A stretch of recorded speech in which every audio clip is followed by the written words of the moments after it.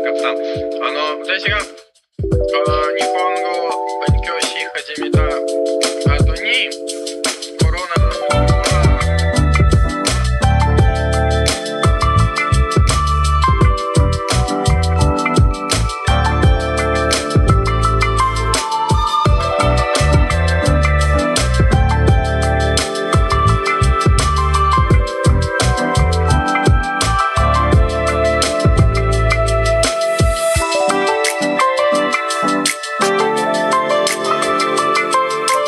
コロナのせい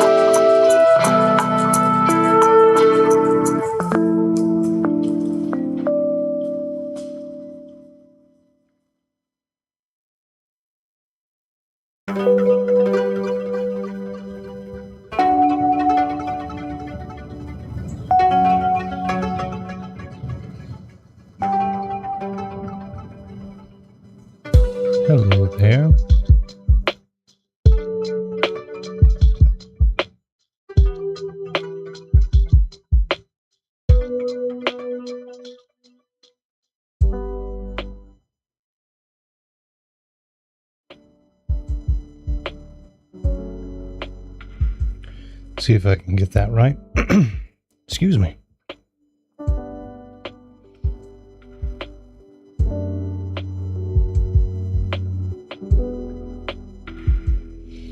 Okay.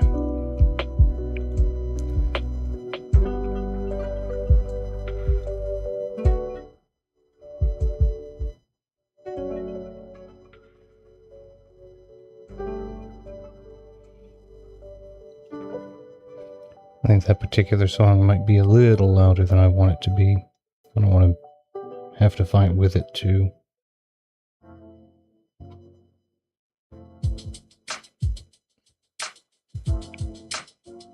Okay, that might be alright. We'll see what happens.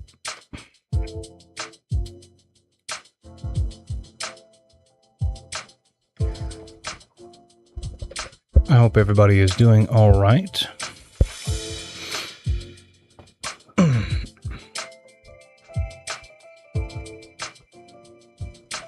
Hope everybody's doing alright today.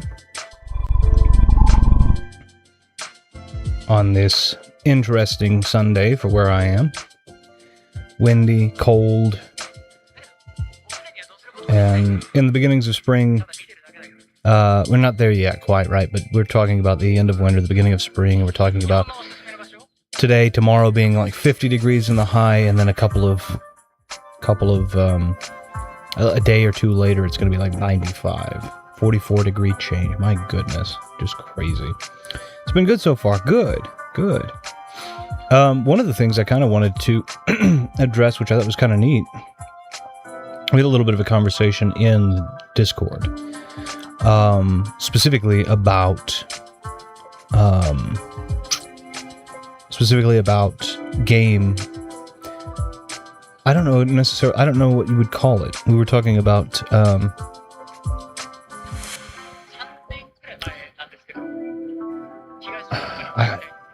Effectively, we were talking about how game exposure may or may not ruin the ubiquity of game exposure may or may not ruin some of the experience. And the reason that I had kind of brought it up is I was having a conversation with somebody else that I also trust, who also plays games, and they were saying basically that they are. Well, and I had actually spoken with my brother also, so this kind of corroborates. But anyway, we were talking about how years ago you didn't know what was coming out. You would take a gamble.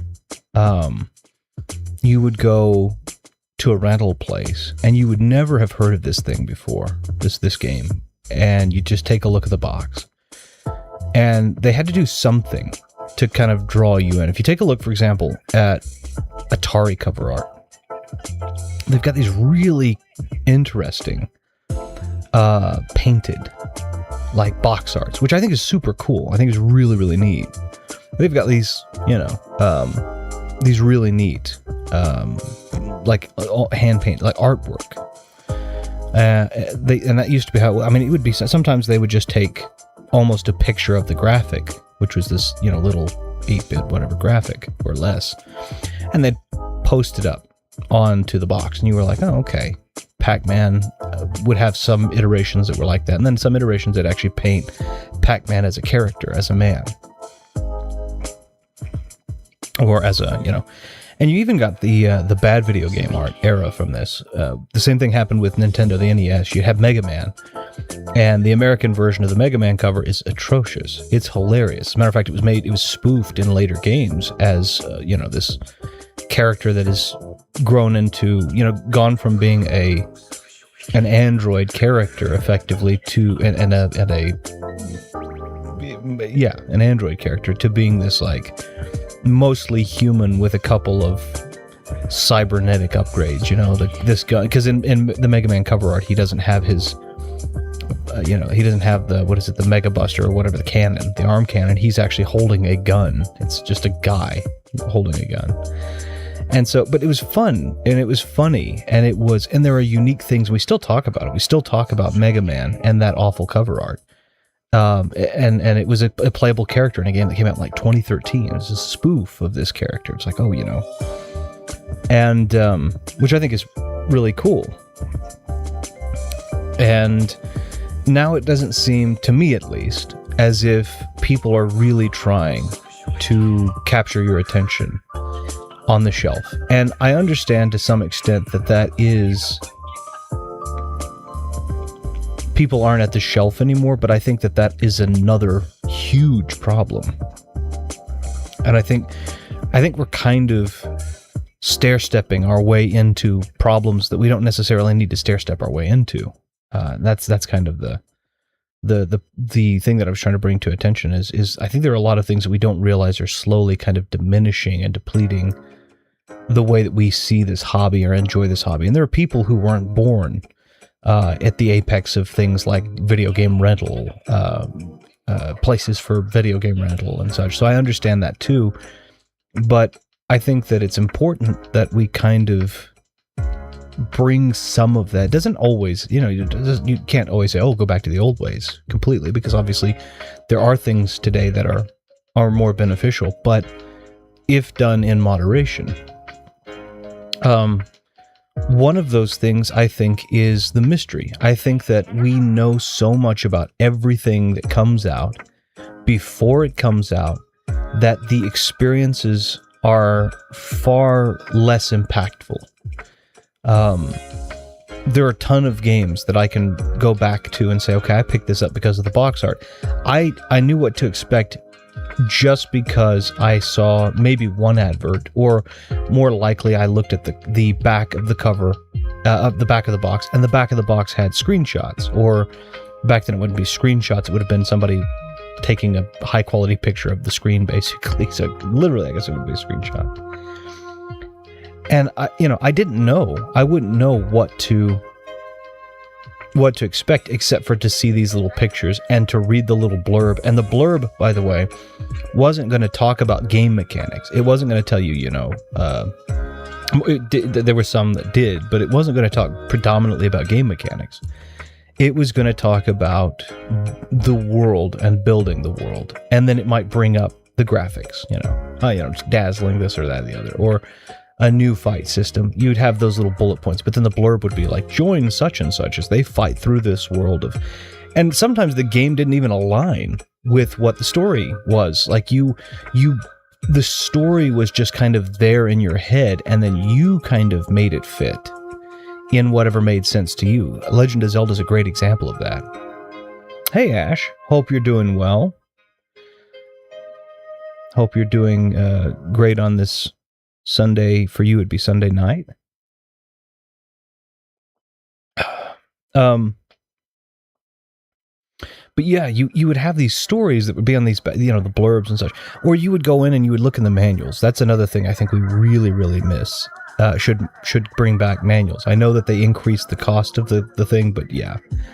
You open it up, you look at it, and you're like, okay, you didn't know what to expect in terms of the game, but you knew these characters all of a sudden. You wanted to know these characters. You had their little...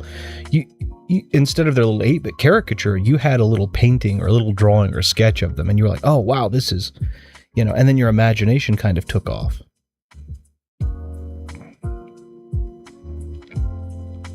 I think a good way we can keep up these old ways, like picking up games at shelves, are at conventions, which a lot of people who are responsible in a way of keeping it alive have shifted from the video game makers to the players who want those old ways.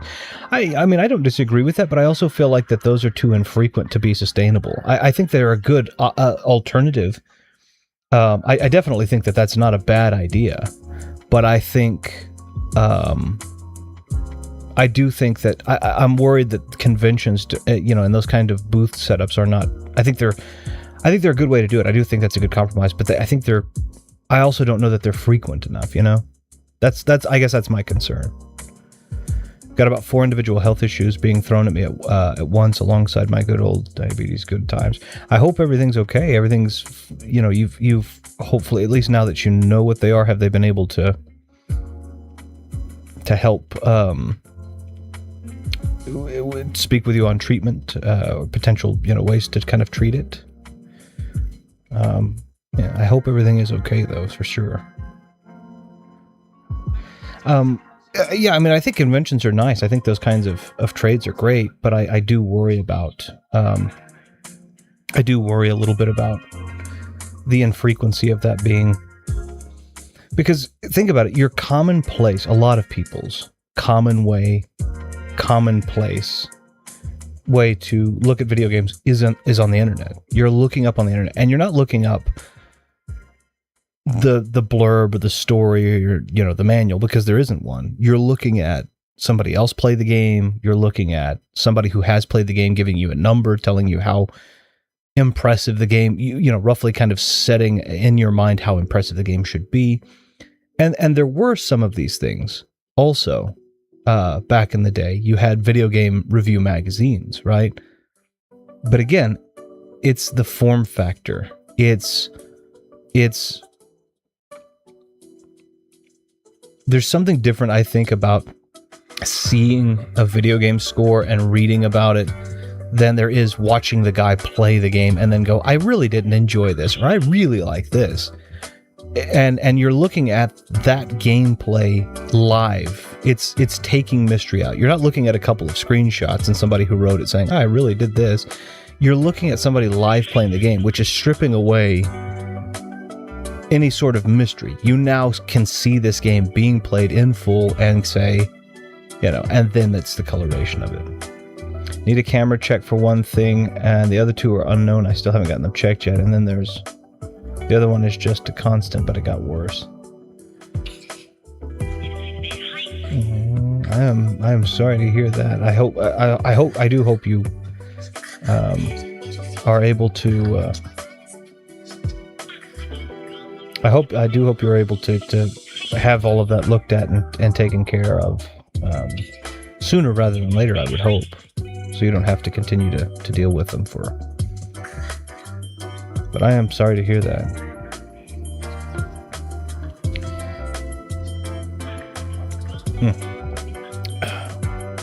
But yeah, I mean, that's the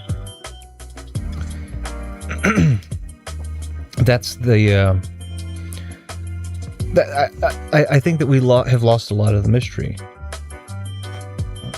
And I think we've lost. I mean, video games are not the only thing we've done that with.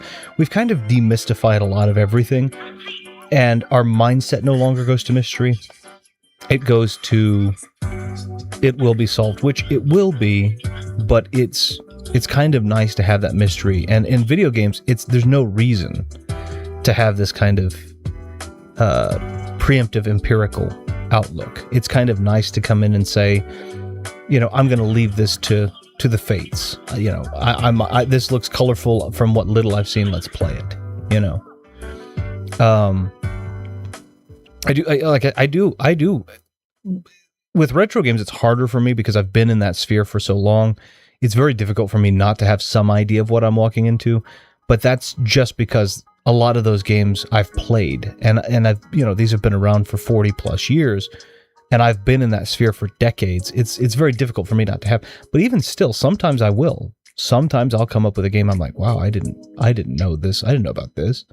Let's try this. Let's and I just on the cover, and I may not like it. I may like it, but it's okay. That's part of it.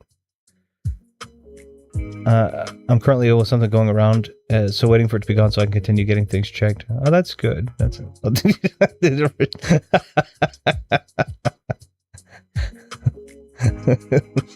it's a hard life you live, man. It's a difficult life you live. I hope you get to feeling better, though. Certainly, I mean, at least in the immediate of the whatever bug is going around. I do hope you're feeling much better than you were feeling, and I hope you're feeling much better than you are feeling. Sooner rather than later, of course. Quicker. But yeah, my best and well wishes to you.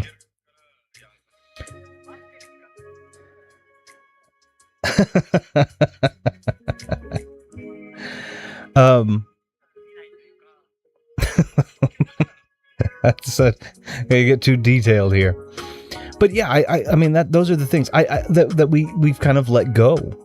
You don't have to have a manual anymore. I don't need to, you don't have to try and dazzle me with what the case looks like, or you don't have to kind of dazzle me with what the back of the box says, or and I was talking about this too. I wonder how many game companies basically just have AI mock up their blurbs now, because nobody cares. Everybody's watched the video of the game being played. Nobody's going to read the back of the box. You know, a bunch of people I know also have this thing going around. There are a lot of people I think that I know that are having something similar, so I don't know if it's the same kind of thing, but yeah. Dr. House, I'm afraid I can only be there for 5 minutes because of something urgent. Also, the medical case in the discussion of games sounds fascinating to me. I hope you're okay. Hi, Vivi. I hope you're doing all right. No worries, no worries. I hope that the urgent thing is not a negative urgent, it's just important. So, hey, Vivi. I'm all right. It is. Well, yeah, I mean, sure, but just so long as you're okay. Have you heard of the game reviewer website that replaced all of its reviewers? No, I didn't know about that. But see, that seems like that's what I'm talking about. Excuse me, that's what I'm talking about when I'm talking about things that are like the way that we're kind of pushing things is we are kind of pushing it to where AI it's okay because people aren't paying that much attention. They're watching the videos. Who cares if AI plays the video game? Because, I mean, who cares if AI plays the video game or does the review? Because you still saw the gameplay, so that's enough. But in the same viewing, that's demystified what the game is going to be like for you. You know, you know what the bad guys are gonna look like. You know what to expect a little bit. Just a quick family thing this morning, which I thought was going to be around lunchtime instead of breakfast. Speaking of breakfast, would you like some toast? Actually, that sounds wonderful. Toast with a little bit of peanut butter, I think, would be nice, and banana. That would be great. but yeah, I don't know. So that's what I'm saying. The other thing that I really think is a problem, and I talked about this, is support of the brick and mortar store. I want game makers to try to get you at the shelf, not on the computer, not while you're sitting at home. Because, yes, we now have the ability from our homes to impulse buy, which is something that is very dangerous for people who are trying to be cognizant of their finances. And we shouldn't do that. But, that's where they're trying to target you, and if you are convinced here, then who cares? The problem with it is, going back to what we were saying about DRM, what I've been saying for a long time about DRM, is you're going to most likely purchase a version of that game that is available to you most quickly, which means that it's a copy of that game that you don't have, you don't actually own. You just have the license for.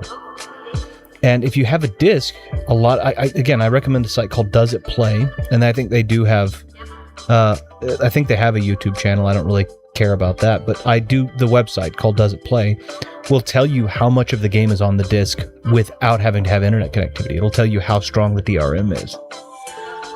And I think that's a great thing. Go to these brick and mortar stores, have them put more effort in the way that their game looks and the things they include with their game. Play the game, enhance your sense of mystery to help enhance your enjoyment. Because I think enhancing a sense of mystery and finding it's kind of like digging in sand and finding a piece of gold. Your expectations being nothing and then going in and finding something great is always going to be better than your expectations being somewhere and then those expectations being fallen short of, So that's what I'm saying. Mouse PI for Hire is a good example. I've seen the first few trailers, sold, avoided it since. Okay, fair. I mean, and it's okay to put restraint on, but I understand there are going to be commercials, but exactly that. What about the gaming magazine? Did developers thrive on those back in the day for marketing? Such they did, but remember, it's not the same thing to read an article and see a couple of screenshots as it is to watch someone actively playing through the game and to kind of spoil the way that the world looks live in the way that you're going to experience the world when you play it. Yes, I caught a stream. Hello, copyright infringement. I caught you on chat because I will be leaving soon. What's unfortunate with physical games and actively looking in some stores is indie games. Most of them don't have that choice, and the ones that do are from terrible companies like Limited Run. Sure. The site's called Video Gamer. Oof. Yeah, see, I don't want anything to do with AI doing that. Copyright just logging on. No, we're okay. At least it wasn't called Video Gamer. Yeah, true. That would have slandered your good name. Viddy's video sounds like a cereal, or sounds like cereal. It does. Viddy's logging off for retro. I think he was saying I was, but yeah. Well, the Super Smash Bros. Commercial sold me on that N64 game. I've never heard of it before. Right, and I'm not saying there's a bad thing about commercials, right? And I'm not saying, but it's there's a difference between teasing somebody with something and giving it to them. Your average video game review online now is not going to be a 25-second advert where half of it is, again, if you remember the N64 commercial, it was the 4 hand-in-hand mascot characters kind of marching in together and then beating each other up. Out of the, let's say, a 25-second spot, you saw maybe 8 seconds of real gameplay. And then it was gone. And everything was else left to the imagination. There's a difference between that and the average, an IGN video review, which might be 7 minutes of solidly just watching them talk over them playing the game. And then telling you, oh, I like this or I hate this, All of us. Good night, friends. Hello, God. You made that sound so fatal. It's just me. Retro will stream while I attend to family soon. Hopefully in the best way, though. Ash is talking to God. Which one? If there is a God, I would appreciate it if he backed off with the illnesses for me. My screen shows he only started streaming 41 minutes ago, so that's a short stream. If he's leaving, no problem with taking time for himself. I'm a little confused. No, I'm here for a little bit. Does God intend for us humans to be sick or evil or greedy? Oh, wait, I got a bit ahead of myself. There's a whole bunch of that, right? There's the evil God theory. There's the Revolt of the Angels, Anatole France angle. You have again, we've talked about a lot of these, but the odds are that if there is a God or are gods, either they do intend it and they know it's going to happen, or they're not all knowing and it just happened. Right? They're either all-knowing and all-powerful, and they are then partially evil, or they are not all-knowing and all-powerful, but they could be completely benevolent. It's like I have the power to stop it, and I won't, which is evil, or I don't have the power to stop it, but I wish I could, which is fine. Retro pays me for each dumb comment. It's why I don't shut up. I'm rich now. I got my church to pray for you, by the way. I hope this makes you laugh since I think you're non-religious. Yeah, and I'm not making a comment, by the way, for anybody who is religious. I'm not making the comment that I'm correct on that. I'm just making the very simplest. I mean, we can always get into deeper conversations on it, but I'm not mocking religion. I am just saying those are the kind of big cornerstone points of that. You can get rich by typing up dumb user comments. I should stop making myself smart or something. I'm definitely not religious. Praying for me actually causes more pain. Wow, thanks. Oh, that doesn't surprise me at all about Elon. Social media be darned, and that's again, it's just Anyway, yeah, I don't know. I want more people to. I don't have a problem with advertising a game, and I don't have a problem with people wanting it. But I think that they're the form factors. I think that we've taken away the mystery, and I think that's diminished our ability to enjoy games like we used to. I feel like that when you picked up a game back then and you saw maybe 10 seconds of total gameplay, random total gameplay, they splashed like 5 different types of levels. You didn't get from that, this is exactly what I'm going to do in the game. You got from that, oh, there's nighttime and a winter world, and and then you had 8 to 10 seconds. And they were just telling you, join Mario as he did whatever the commercial was, right? And you didn't know what to expect. And when you went to play like Super Mario World, they didn't show you. Even though the actual eye catch at the beginning of Super Mario World is one of the levels in the top secret world, right? Beyond the Star Road. They didn't tell you that. So you played the whole game the normal way the first few times, and you were like, wait a minute. And you didn't find Star Road, and you didn't find and then you were like, wait, what was this level that this was? Is this a developer level? And then you find out, oh wait, there's a Star Road. Oh wait, these little red ones mean this. Oh wait, these little, and then you started to, we don't do that anymore with a lot of games. We don't do that in a lot, and games don't make themselves in that way either a lot of times. It's catered to getting a good review. It's not catered to get it to being a game that you want to go back to time and time again. More often than not. Doesn't mean that there aren't exceptions, obviously. Retro hates religious people, especially those ones. He knows what. I don't. Why was that message of mine so laugh-inducing? Which one? Oh, hey, no, I'm that's great. I get the criticism. Sorry, I get the criticism of God. If I thought the Old Testament rules still applied, I wouldn't be Christian. Luckily, I don't keep kosher. Again, I don't have. I'm very familiar with the Bible, right? With in different iterations, King James, New International, you name it, right? I'm very familiar with it, and so my criticisms are not. Firstly and foremostly, my criticisms are not on the people. It's never on the people, right? Because I feel like that if you have a creed that you feel like applies to you religiously or a-religiously, so long as it's cohesive and you understand why it works for you, that's all you need. It's not my job to criticize, and it's none of my business. But I'm kind of working on this, you know. These are questions I would ask. If I have people that'll shrug their shoulders and say, you know what, I just leave it in God's hands, and I say, okay, I'm not here to argue or change minds in that regard. That's my thought. But my specific citation in that comes from the readings of John Milton's Paradise Lost. Obviously these are not biblical. These are kind of extra canonical by Christian men who wrote them, but they are biblically adjacent. I think that's the appropriate way to say it. And it would be Paradise Lost by John Milton, and then also Revolt of the Angels by Anatole France. Both Christian men writing on commentaries, stories on commentaries they had concerning kind of caricaturizing some of the people or some of the beings inside of the Bible. I've been considering making a deal with the devil. There's a whole group of people, Path of the Left Hand, I believe, who believe that the devil is a good guy. And Anatole France, again, going back to Revolt of the Angels, kind of shows that. There was a speculation. I'll talk about that in a second. Let me catch up on the comments. I'll bring that up, though. Please let me. I'm a man of wealth and taste. Kazkan from Neo Yokio. I don't know what that is. I'm sorry.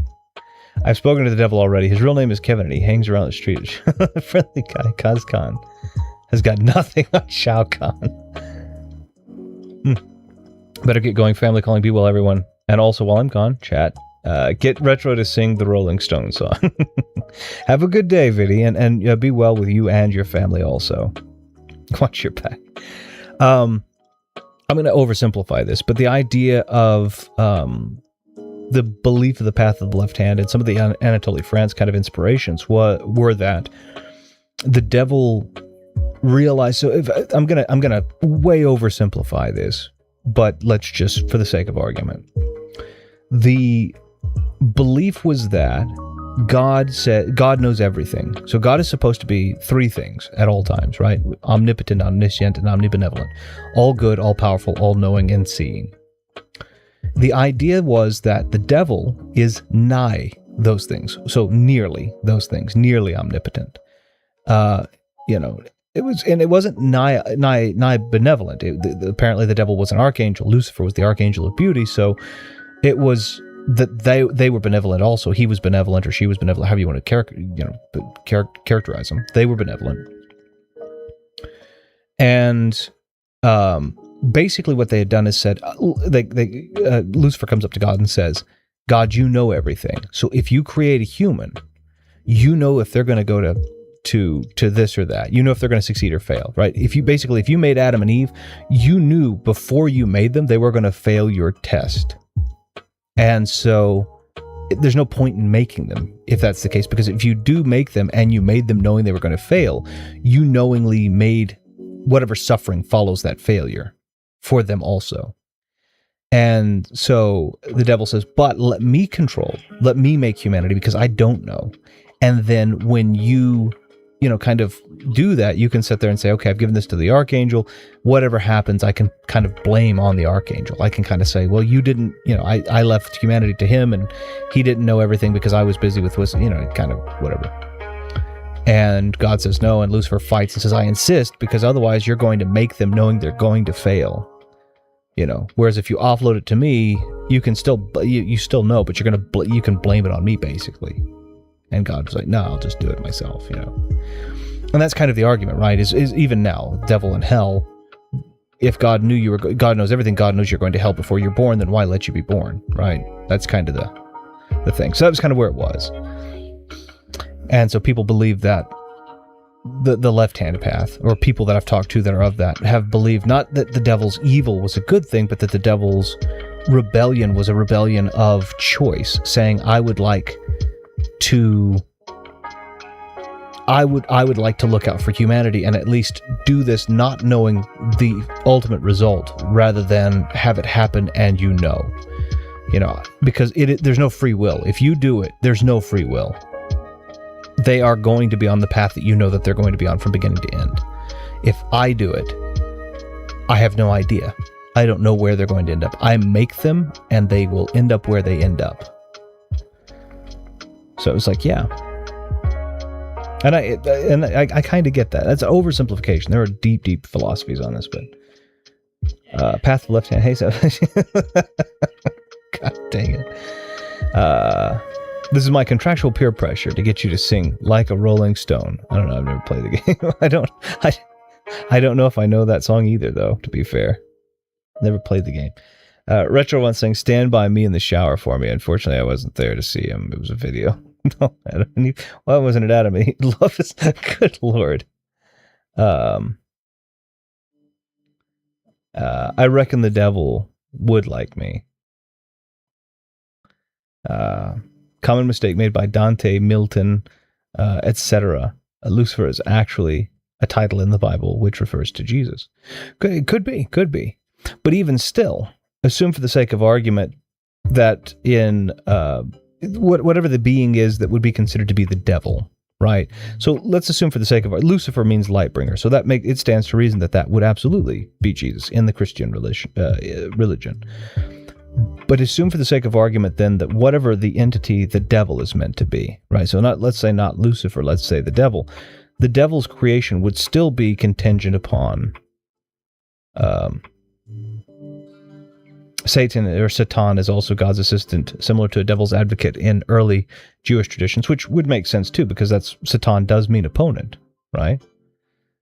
A common mistake by Dante was not killing Virgil. So both of those characters, I love Resident Evil. Okay, so firstly, the game you're referencing is Devil May Cry. Secondly, both of those characters are actually characters in the Divine Comedy by Dante Alighieri. That's where the names for the video game characters came from, was the poem. The very long but very beautiful poem of the Divine Comedy. Written in the 1200s, I believe. It's a really nice poem. But so that's the idea. Satan is opponent, right? It makes sense. But the point is, if there is an ultimate evil, right? Whatever you want to give that name, the devil, or or Satan, or Satan, or Lucifer, whatever you want to call it. This ultimate evil either has a couple of, and again, could be more complicated, probably is more complicated. But this ultimate evil either is a couple of things, right? It's either created by God, in which case God would have taken active part in evil, or it's powerful enough to be separate of God, which then means that there's no guarantee that God is the ultimate, because that would fall into the evil God theory, which is, if you're going to worship a God, you should worship the most evil God, because the punishment of not worshiping an evil, correct God would be much harsher than the punishment of not choosing a less harsh or kinder God. Right? If you fail, the harshest God's punishment is the one you're going to want to avoid. And did you guys know that Satan backwards in Latin? That what Satan is backwards in Latin? Absolutely insane discovery. But in Latin, Vidi begins with an I think Jehovah begins with an I. J. That's my favorite Indiana Jones movie, Last Crusade. I have watched that so many times. I haven't seen it so many times recently, but I remember back closer to when it was coming out, I watched that a ton. When finally it was available on VHS, it was like, oh, this is cool. I do love that. But yeah, so the idea was either that the devil, or we'll say the devil, right? This ultimate evil either does exist and is a part of what God had created, and God is all-knowing, so God knowingly created this evil. It is God is not all-knowing and God accidentally created this evil, or it is separate of God and therefore it is an evil equal to at least God because it is something that cannot be immediately overcome by God. And that could also be a part of it being a separate entity from God and God not being omnipotent or omniscient. No, omnipotent, I meant. So there are a lot of these kind of different pieces where it's like, and again, I'm not saying that there isn't, but I'm not saying that I'm right and everybody should change their belief system. I have no idea. So it's just that's my thing. I'm a big fan of Indiana Jones. Indiana Jones. Amazing motion picture. You have a space in between. If that's on purpose, then that's that's probably not a film I would watch. It has to be on purpose. Your I is capitalized and your D is capitalized. Huh. I don't know if I would watch it. Remember when Europe invented J and U? Good time. Guys, I only joke so much because of my crippling depression. Don't hate. No, you're fine. You're fine. You're fine. But anyway, those are the kind of things that are those are the kind of things that you kind of that I think. I would say you have to, but you don't have to. It's just those are the kind of things I think about. It's free on the okay, yeah. So it was intentional, and it's probably a film I wouldn't watch. It's probably not my cup of tea. But yeah, again, when I talk about religions and when I talk about and I'm talking about to marry those two topics together, the mystery of the games and the mystery of the universe. I'm not a-religious either. Let's be very clear. I've said this before. I feel like it is a vanity to believe that I'm the highest form of existence, or that any human is the highest form of existence, because I do believe that there can be something else out there. Now, what it is and how to describe it, and I don't know. I don't know. I like the idea of the polytheistic pantheons in a lot of cases, because I think that the idea of monotheism has, in my mind, too many there are too many complications, which mean that inevitably something is going to either not make sense and reconcile, or it's going to be like you're going to have to admit that it's an evil that we're tolerant of, a single evil. And I think of it this way too, right? In the case of a lot of the singular God, monotheistic gods, you have to believe in perfection. And that's very, very difficult to do when you live now. It's a very difficult reconciliation. So I like the polytheistic pantheons a little more because, firstly, it works like government does. There's a series of checks and balances where nobody's perfect, but you have others that are supposed to be keeping checks and balances. And then, secondly, no god claims to be perfect in those in most of the polytheistic pantheons. The gods don't claim to be perfect. So Norse mythology, Greco-Roman mythology, the gods all might have a false claim, but it's very easily dismantled in the story right after, and their admission therein, becomes of it too. So it's just like, okay. It's very pleasant. I let my wife out of her cage 4 times a day. 4! On the whole God thing, I could go into some scriptural mistakes basically all day. It's sad how Christianity gets twisted by people. Also, IMO, predestination doesn't hold up under the many worlds principle. Well, the question I would have too is, even under the many world, and I could be wrong on this, but even under the many worlds principle, one would understand, one that sees all, right? I mean, if I am all seeing, there isn't anything that's outside of the scope of my view.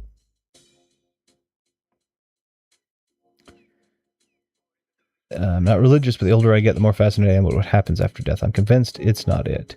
Oh, that's pretty interesting. I like that.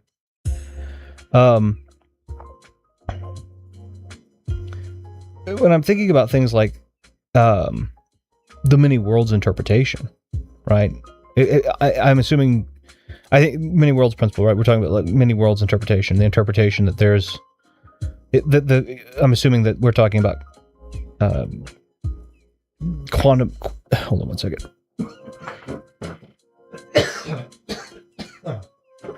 I'm assuming we're talking about like quantum mechanics, many worlds, right? If we're talking about that, then I would agree with you if the God is unknowing, right? Or is not all knowing, then absolutely. But the many worlds interpretation in the case of a God, in a case of, could either be like the many worlds interpretation, it affects God, therefore there is one God for every world. That could be. But that would still mean that every God in its unique line of worlds, effectively, would still have known exactly how that line of worlds would go out, even if they didn't know the other gods. But if it's one God, then it would mean that God would know that every other world but these select ones would be condemned. So, because again, a God that is all-knowing is all-knowing. There's no number even past infinite, which the God wouldn't know. Because anything, even infinite, infinite has a limit. Infinite doesn't actually mean forever. Infinite just means until a number, or up until a number that we likely can't yet, or haven't yet counted to or reached.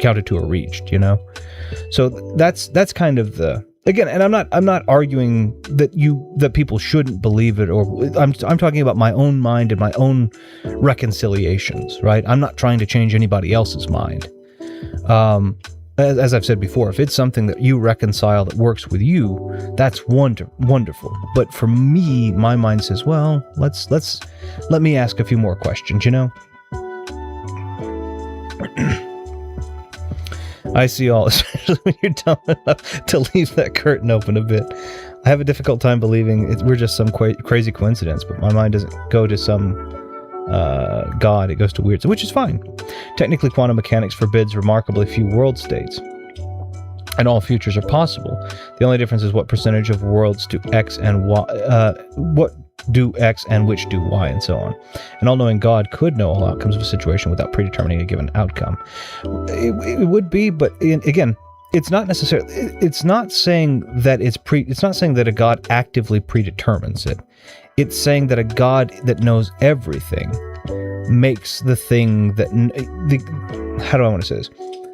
It means that a God who can know all and is all powerful and still makes those that will end up in eternal torture,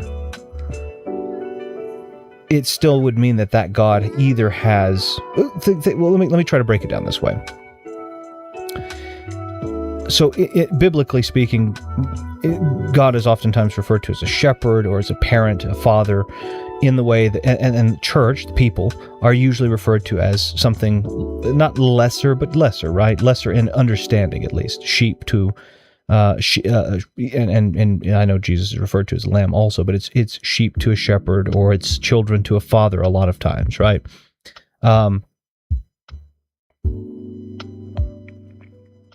It would be we'll just be naturalistic for a minute here, because I understand that there are a lot of other things that are supposed to be going, so it's just naturalistic as best I can. I have a daughter. Now, my daughter's older now and understands a lot of this, but my daughter was at one point in time young. You guys are going to get so freaked out when you get to heaven and realize I'm God, going to record your reactions for my Heaven Tube channel. That would be an interesting twist. So I, in this particular case, my daughter has the ability to go any direction she wants to go, right? But me being faster and more knowing what's going to happen, understanding consequences more than she can, cause and effect more than she can, I have a responsibility to actively restrict some of what she does to prevent her from getting hurt, right? I can't just turn a blind eye and say, well, free will, because if she runs out into the street, her chances of getting hit by a car are bigger. And if I am there and I can see that, I either have a couple of options. Number one, I can see something and do nothing about it. That's kind of the deistic principle, right? That's just kind of deism, right? I can see it. Why did you kill your son? He was such a cool... Can God just tell me... Can God just tell me the life that I have is an illusion? Reveal the hidden cameras already. Yeah.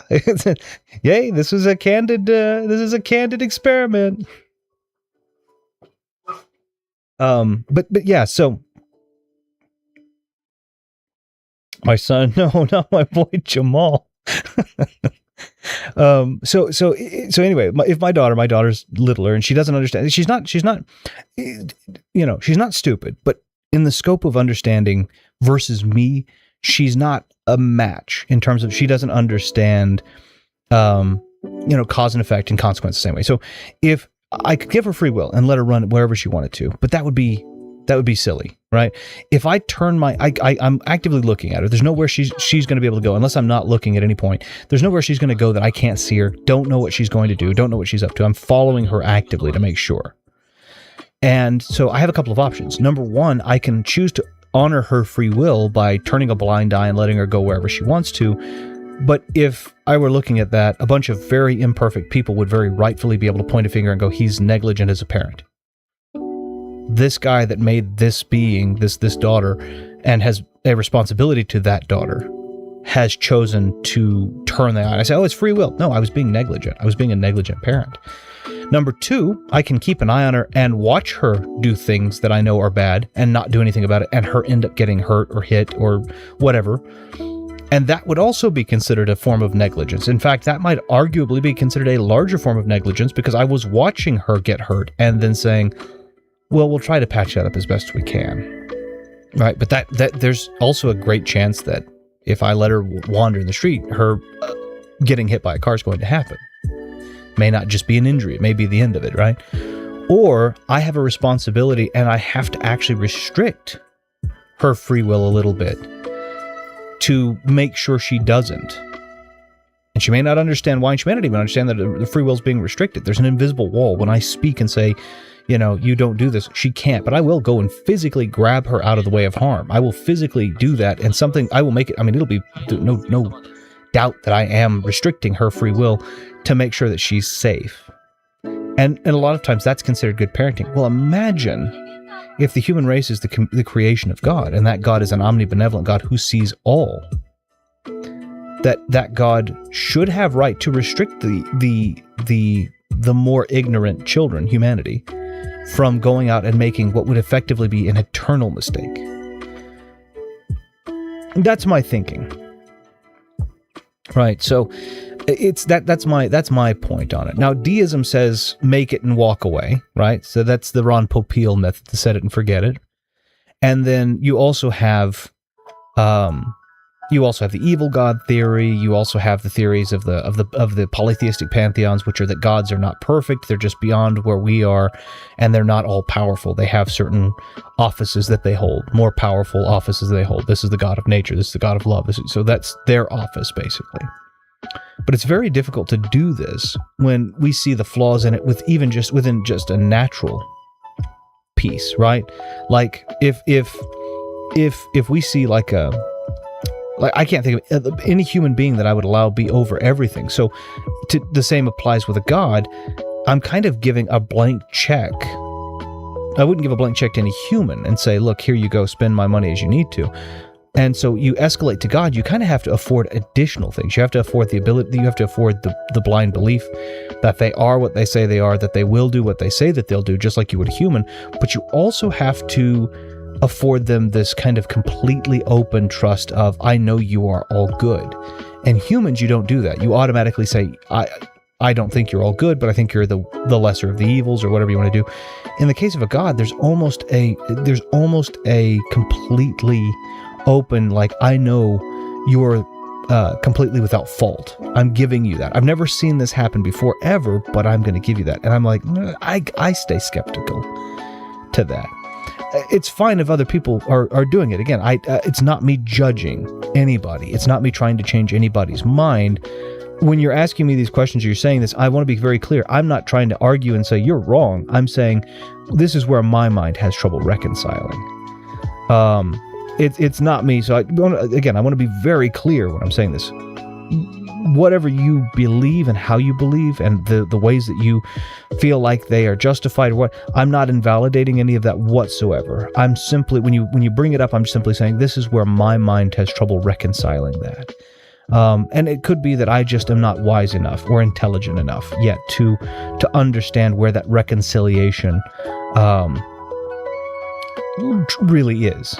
It's very possible that that's the case. I know that there's a lot that I don't know, but those are the transparently are where my issues with reconciling and the reconciliations are.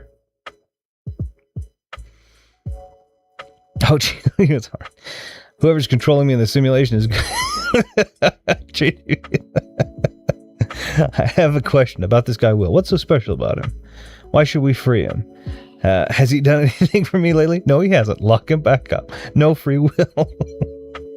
I would respect to God more if there was I would respect to God more if it was the case where they can only set things in motion and then are unable to tamper with things at all. I can't accept anything. And that's the deistic belief, right? I know some deists, and that's kind of the deistic belief. There's a God, the God did it, says, here you go, and then I don't. But that God also doesn't have a vested interest in eternity, right? So it's, heaven, hell, all of that kind of leaves the conversation a little bit, because that God there's no expectation of that God or for that God,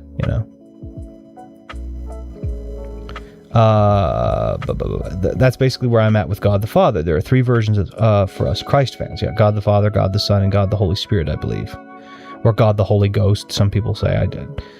God the Spirit, right? I just use QM to reconcile that with him being omnipotent, omniscient, which is fair. Again, like I said, I want to be very clear. I'm not judging anybody who believes whatever way they need to. Life's tough, and if you research through life and this is something that you feel genuine conviction about, you feel that this is something that is stable for you, or this is something that gives you purpose or meaning, or you need this for validity, or you have, even if you had evidence of it, you say, I've got, that's great. I'm not trying to change anybody's mind whatsoever. I also think that the Christian creed is one of my favorite creeds, but it is something where I think it's not a lot of my problem biblically is that there's a lot of no compromise, right? There's a lot of zero compromise. And that's where I kind of have a problem with a lot of it. It's, thou shalt have no other God before me. And I'm like, oh, okay. And some people's interpretation is, well, you shouldn't worship wealth, or you shouldn't worship celebrity or fame or status, and that's perfectly okay. That's reasonable. But if you're saying thou shalt have no other God before me, and you're talking about a God, what do you say to people who are who are Hindu? What do you say to people who are polytheistic pagans from the Greco-Roman pantheons, or from the Norse pantheons, or the Japanese pantheons? Or what do you say about Taoists? All of these people have other gods that are actually other gods that are, so then you would have to say, thou shalt have no other gods before me. That's an acknowledgement of another deity god. And those acknowledgments happen in the Bible too. Specifically, Baal is acknowledged in the Bible as another god that people were worshiping. You have the whole Shadrach, Meshach, and Abednego story, right? You have different temples that are. You have the stories that were built that were supposedly built post King Solomon, right after the wisdom of King Solomon story. And so it's that, right? It's how do I want to say it? It's an acknowledgement. It's saying, you shouldn't do it, because a lot of people also use Yahweh, that name, and it's like, okay. If you want us to have no other God before you, which is fine, you would have to prove that you are the God deserving of the top slot, kind of. And so there's that,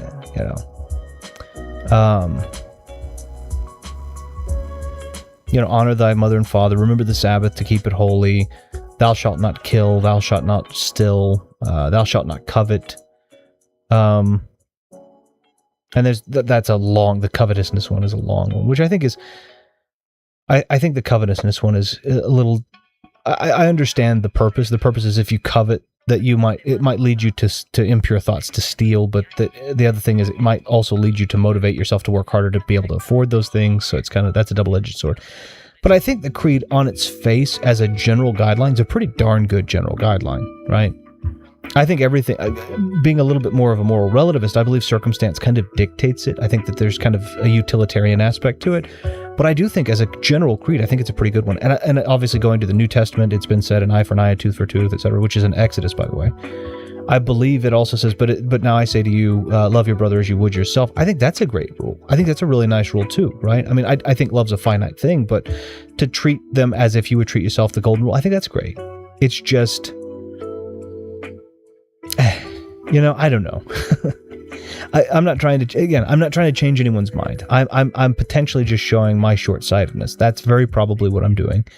And if somebody comes in and is like, hey, I have a better, I'm always happy to hear it. But that's what I'm doing. I also find the possibility funny of a God who can tamper all he wants and fix anything, but in reality just yeah. Well, and that's, again, that's kind of the idea of the polytheistic pantheons, is they can't tamper with everything. They're just older, wiser, but they have their offices and they make their mistakes, and the idea is that you learn from the mistakes that they've made, right? I'm close with many religious people. Yeah, there's no problem with, again, I just can't accept it. Whatever I do, I don't know. Just not yet, and I haven't for 33 years, but I also believe in aliens. I'm starting to find simulation theory fascinating. Yeah, I mean, again, there's always going to be something beyond our scope, and it's okay to kind of speculate on that too. We all have our odd or different beliefs. Yeah. I also meant I can't accept it for myself, not for the people. Sure. I pray every night. Remember the Sabbath. God bless Ozzy, Geezer, Tony, and Bill. I heard that Jack named his daughter, his newborn daughter, Ozzy after Ozzy, after his father Ozzy, which I thought was great. I can't believe it. It's been July he passed, and I still am like, I feel like I missed. I've never met the guy, but just growing up with his music. And eventually, seeing that I don't like reality television at all, but seeing him on that reality show, and just kind of, it's just like, oh man, I don't know. I miss him. I don't know. I miss him. I'm not trying to convert anyone here, to be clear. I respect that everyone has their own thoughts on this sort of things. I'm just glad oh yeah, no, of course. Stop converting us. I've already bought 12 crosses. If it's for vampires, that makes sense though. Yeah, no, it's okay. And I didn't feel like you were, that's the thing. I didn't feel like you were trying to convert anybody. I feel like we were having that's the thing. I like the fact that we can have conversations, and it's not, I want to preface that I'm not trying to deflate anyone's balloon, and other people are you copyright infringements very kindly saying, look, I also want to be clear. I'm not trying to inflate your balloon with my air, so to speak. It's like, I'm not trying to, we're all just kind of sharing the air, sharing the space, sharing the balloons. And enjoying, what we can of each one. Maybe I don't, I think that's great. I think that's good. So yeah, in my case, I'm probably just showing a lot of short-sightedness, and I just don't know. I don't know. I love Ozzy. He's the one true huge celebrity who I feel like is one of ours, because he was about 20 minutes from where I live. Oh yeah. Yeah, the man just seemed, I don't know, man just seemed amazing. Just seemed like such a, obviously you want to say down to earth, and the man was wealthier than you can even imagine. And reading his, one of his autobiographies, I haven't read the Last Rites one yet, but I have read the, I think it's I Am Ozzy. Man, that poor guy. That guy suffered through some stuff. And so you sit there and you're like, okay, I know he's not in touch the same with reality in the same way we are, because this man was a guy who went from being terribly abused in an awful ways to one of the largest celebrities in the world. But I don't know. He just I don't know. I really don't know. I really, really like him. I really, really liked him. I'm sorry that we lost him. His music and his attitude and his sense of humor and his willingness to just kind of be what he felt like he was a performer too. He performed for everybody, but then what he was when he wasn't, he was just, I don't know. It just seemed like the idea was that he wanted to be there for people, even to the end, watching that last concert with him trying to get up from the chair. And it was, you didn't feel like he wanted to get up from the chair because he thought Sharon was restricting him or whatever. It was just like, he's, this is my last one. I gotta stand up for the audience. And of course, people who care about him and know him, Tony and Sharon saying, for your health, we don't want to run the risk. But him sitting there going, it's for them. I don't know.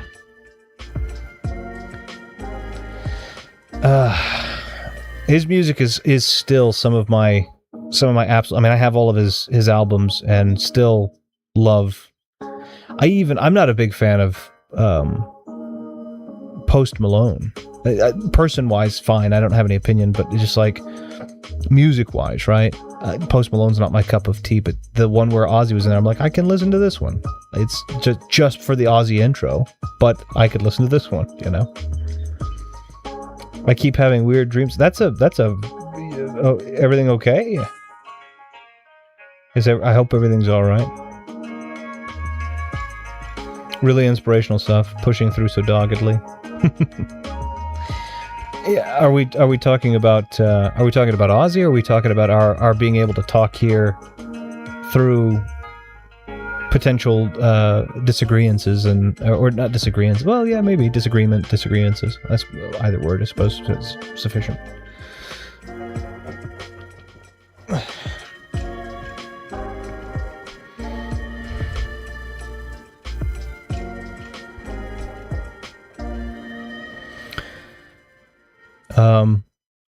That's a good portion of what the channel's for, is to just kind of have fun and to talk about things transparently.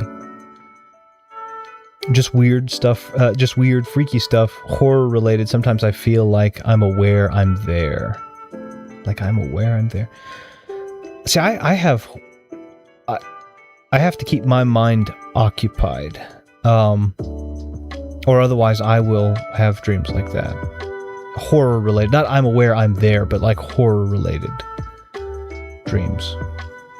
My mind works in, my mind doesn't like to shut off, and so I actually sleep with an earpiece in that plays stuff for me to hear throughout the night that will keep my mind focused on it so that I can actually sleep. Dreaming is also a great excuse to use when I break into Retro's house. Oh man, hey, I'm just sleepwalking. I'll put the clay fighters copy down. You can get a regular. I know you want the sculptor's cut, but you can get a regular clay fighters for a reasonable price. The sculptor's cut's ridiculous, though. It's a ridiculous amount of money. I think the regular clay fighters is a pretty reasonable price.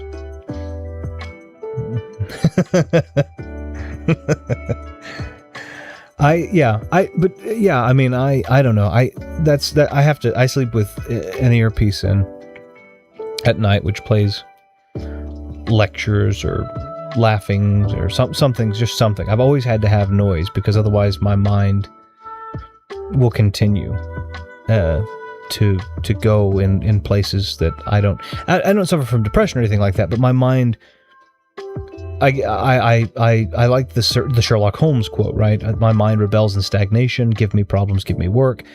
If my mind is stagnant, it does go to places that I don't care for. And it's not depressed places. It's just, it begins to eat itself, but it begins to try to solve. It's like a Rubik's Cube that tries to solve itself.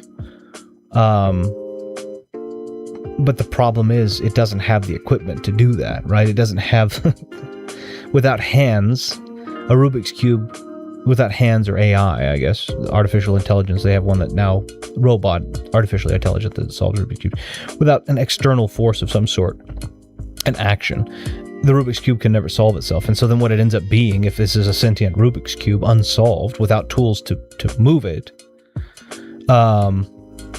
is it just becomes frustrated that none of the color tiles match. I'm not depressed. I'm not, but I'm frustrated because I'm like, I can't do anything about this right now, but it is a problem that needs addressed, and I want to address it, but I need sleep. That's the problem I need to address, and the rest in my mind will continue. It'll just, but you have this. The orange one goes on this side. It's like, oh man.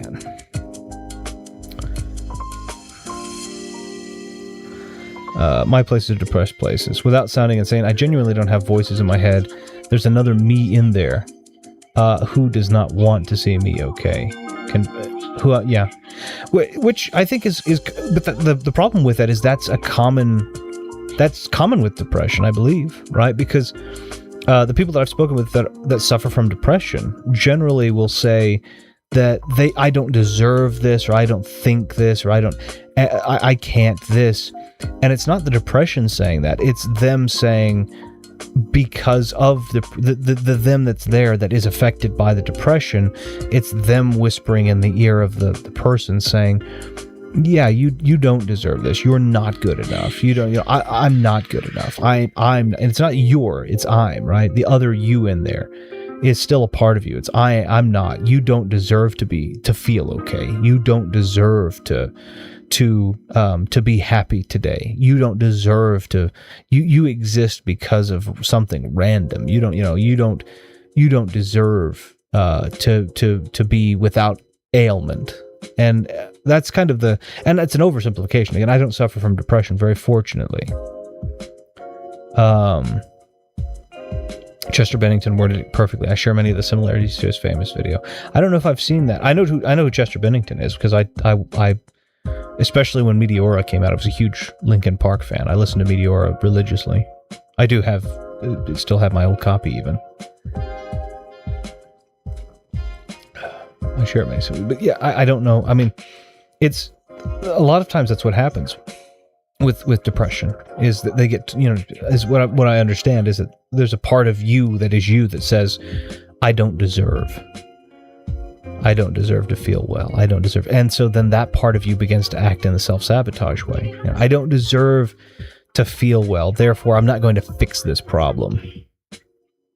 Talks about. I'll go back and I'll take a look at that and listen to it to have a better understanding, because I hadn't heard that. But that's just kind of what I have heard. He was well, sure, yeah.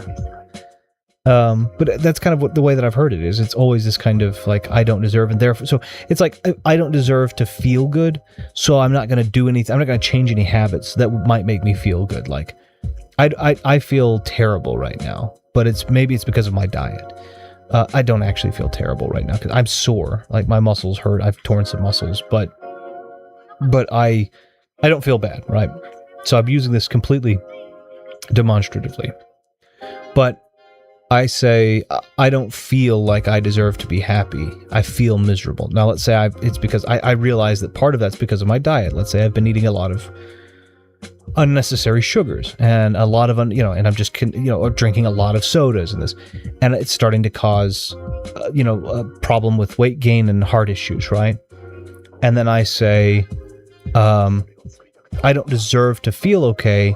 Therefore, I'm not going to do anything to change this habit. And then I sabotage myself, so I continue not to feel good. Potentially, I feel worse because I keep doing the thing that's hurting me because I don't feel like I deserve to do that. That's kind of the way it was described to me in a lot of cases. When I'm alone and in my head, I'm not good to myself, if you know what I mean, without sounding mental. No, that's fine. That's again, I don't know. I don't suffer from depression. And I never have. So I'm only recounting what I'm hearing from from other people who I know who did, right? I have people in my life who do, and I have people in my life who are no longer with us. Matter of fact, this past Monday, was the 10-year anniversary of having lost one of my good friends. Roughly 9 o'clock at night, on the 10th, 9 years ago, or on the 10 years ago, sorry, the 10th, 10 years ago. Bang on description of depression. Yeah. I feel like I'm a very rational person with common sense. My mind is always active, but I'm fighting the demons hourly. I don't deserve to do anything or have anything, it feels like. It takes real work to accept any help or convenience anyway. Yeah, sure. sometimes you might get a random message from me, as do other people, and you'll notice it'll be like 4:15 in the morning, my time. And it's one of those moments. And that's fine. I mean, I reach out, even if that's how. Even I've heard you mention that. Oh yeah, okay, yeah. His name was Caleb, and one of my absolute condole. No, I appreciate it. It's been some time, right? And he was a great guy. One of my favorite memories of him was just going in, a couple of other friends. It was him and me. It was my brother and another friend of us. And we had gone into this diner. And I don't eat out and about, but everybody else had. I'd gotten myself a tea, and we were debating chaos theory, the basics of chaos theory, right? The theory that without bad, good can't be, without terrible, without dark, light isn't, and so on and so forth. Because you don't have a concept. If you don't have a concept of the opposite, then the full swing opposite of it isn't observable either, in a lot of ways. And so that was kind of, that was my that was my belief system. Okay, so do this.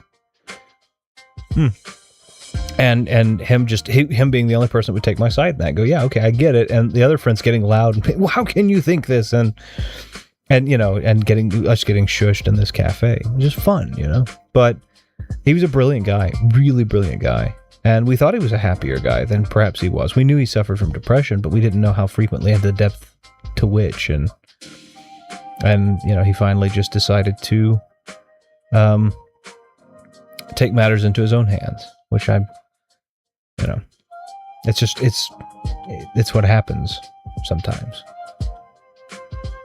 I understand how you feel about being online as well as having your time, which I understand and agree with. So never feel like you have to respond to me quickly, by the way. There's never a rush. Yeah, I mean, I try to be not, but again, I'm there for friends and I want to be there. A decade is a long time while also flying by. It is. It feels like it was yesterday. I mean, I was there. We were there, right? So I remember that day very, very plainly. I remember that night specifically. I remember that night very, very specifically. I remember it very, very well. But it was, yeah. I mean, it's one of the, again, it's this.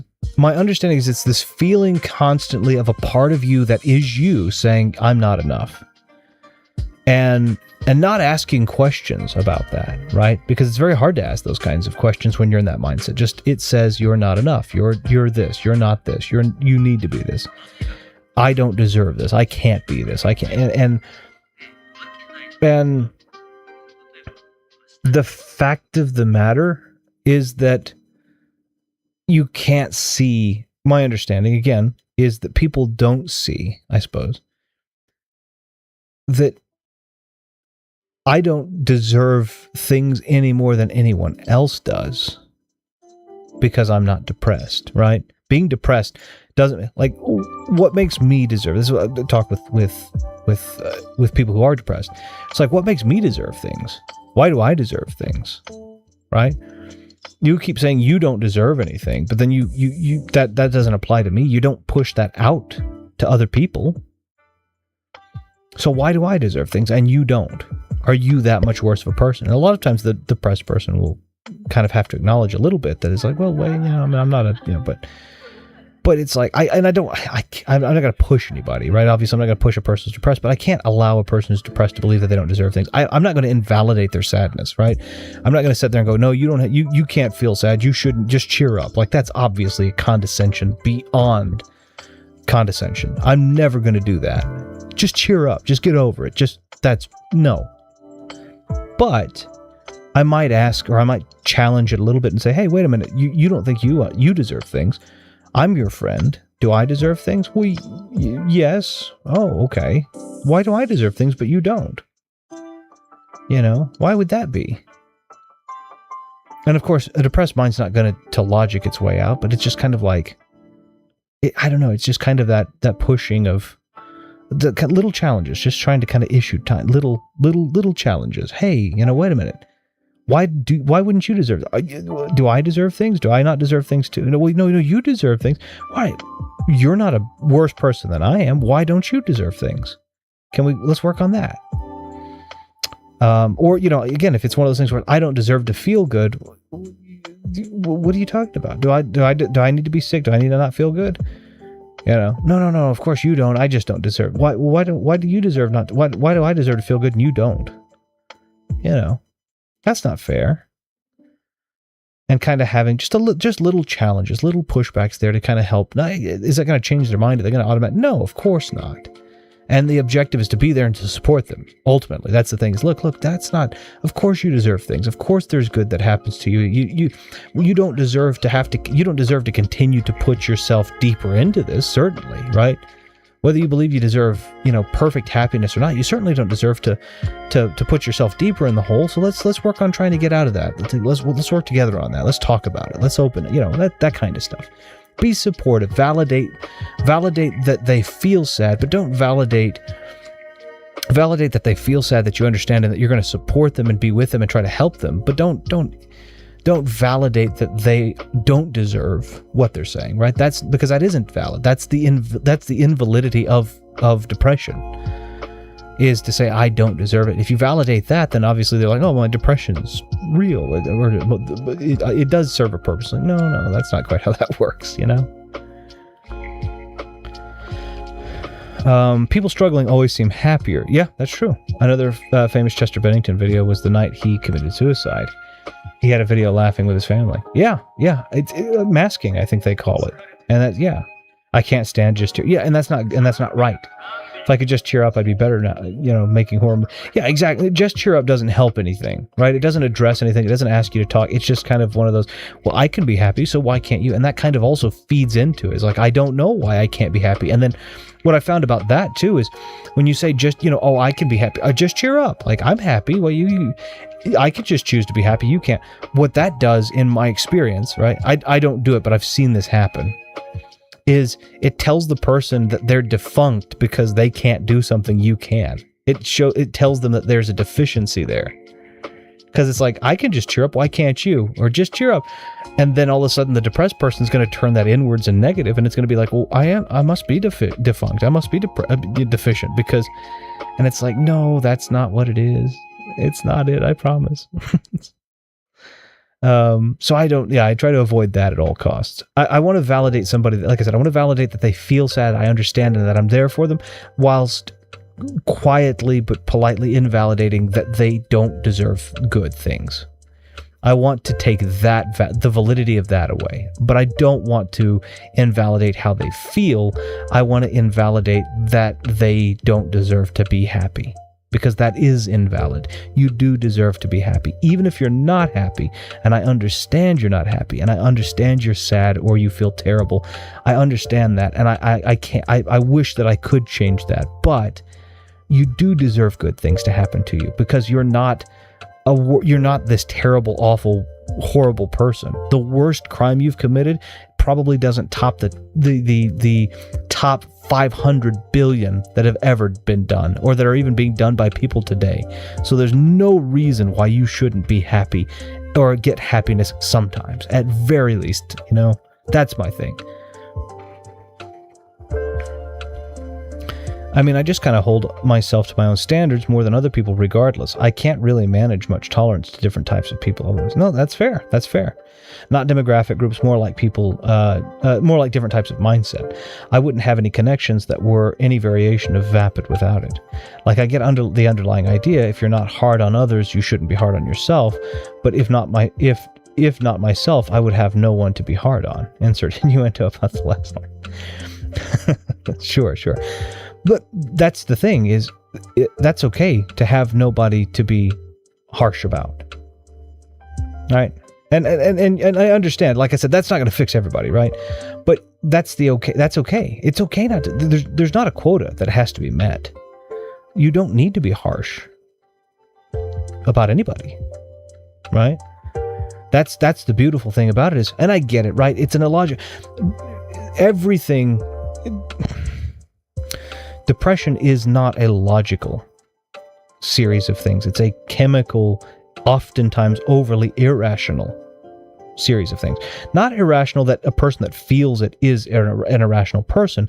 The emotion itself roots itself not in logic saying that you don't, but in feeling that says that you don't. It's not a rational series of logics, it's a series of feelings that maybe you feel are more substantiated or validated by other very little, helpful people outside, right? But there's no quota to be harsh on anybody. We don't need to be harsh on ourselves. A lot of people I think that's a societal thing, right? Oh, you got to be hard on yourself so that you can succeed in this and that and the other. No. You need to have goals, and you need to try and stick to those goals. But there is no reason outside of that to be harsh or hard on anybody about this. Not to me, not to you, no one. Just, it also depends on who's saying it, how they're saying it. I've had friends whose English is not even remotely said. Of course, right. I mean, obviously context is important. Tone and context are important. Religious stream, God bless, thank you. This is a Christian Minecraft server. The other day, okay. He never paid me anyway. Okay, well, I don't know if that story's going in a direction that I don't know what that story's going in a direction I'm good with.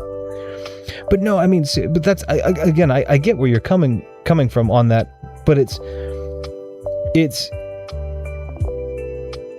the sentence you said, right? I understand the underlying idea. If you're not hard on others, you shouldn't be hard on yourself, but if not myself, I'd have no one else to be hard on. You have to think about this. Again, there isn't a quota of people you need to be hard on. I would argue that there's zero reason for that at all. But, and again, I'm not saying to be sad. I'm just saying to be harsh about, harsh to yourself or harsh to other people, right? But it's also, why would you not extend a courtesy that you would literally give to anybody else? Why would you not at least extend that courtesy somewhat to yourself? Like I'm, and this kind of almost goes into the basic principles of egoism, but let's be just clear, as much so. I'll take a bottle of that. Just cheer up. Thank you. Sounds amazing. Yeah. It would, for me, and again, I'm not, I want to be, goes back kind of almost to the religious things. Like, I can't change depression, and I'm not trying to tell people, again, but why would I extend a courtesy to Ash that I wouldn't at least give me some? Why would I not extend a courtesy to other people that I wouldn't at least give myself? Because isn't giving a little bit of the courtesy to yourself, wouldn't that be grace, technically speaking? All right, to be graceful about it a little bit, to say, look, I think I can be. I don't know. To me, it doesn't seem like that. I'll take a bottle. Ban copyright. Wait, I'm a mod. Me. Ban copyright. Please no. Oh, no, it's not real. Of course. It's not real. Of course. Copyright. Ban retro. Viddy. Ban yourself. But he's like, all right, done. He's out with family though. But that's me, right? Like, and think about it this way. I come from an upbringing. Grace Resident Evil. No, not her. The actual act of grace, right? To be graceful in a way, to afford yourself grace. That's what I mean to say, right? I didn't spoil it for you. I didn't scroll back up. I said I wasn't going to, so I don't have an impulse problem. I'm very fortunate. A lot of people do have these kind of impulse problems where it's like, if somebody tells you don't, then they do it. And I mentioned it to the missus multiple times that day. No, don't worry about it. It's not a problem. I didn't scroll back up. I missed it. Whatever it was, I missed it. And I don't have an impulse. If somebody says don't scroll back up, I don't have an impulse to go, okay. It's like, okay, I won't. And I don't. I didn't. I'm not going back up there. I'll finish the game first, Sure, I could totally ban for you, Retro. If you give me several types of mod information, I could also suggest some possibilities for you. That is, if you want him gone in your chat.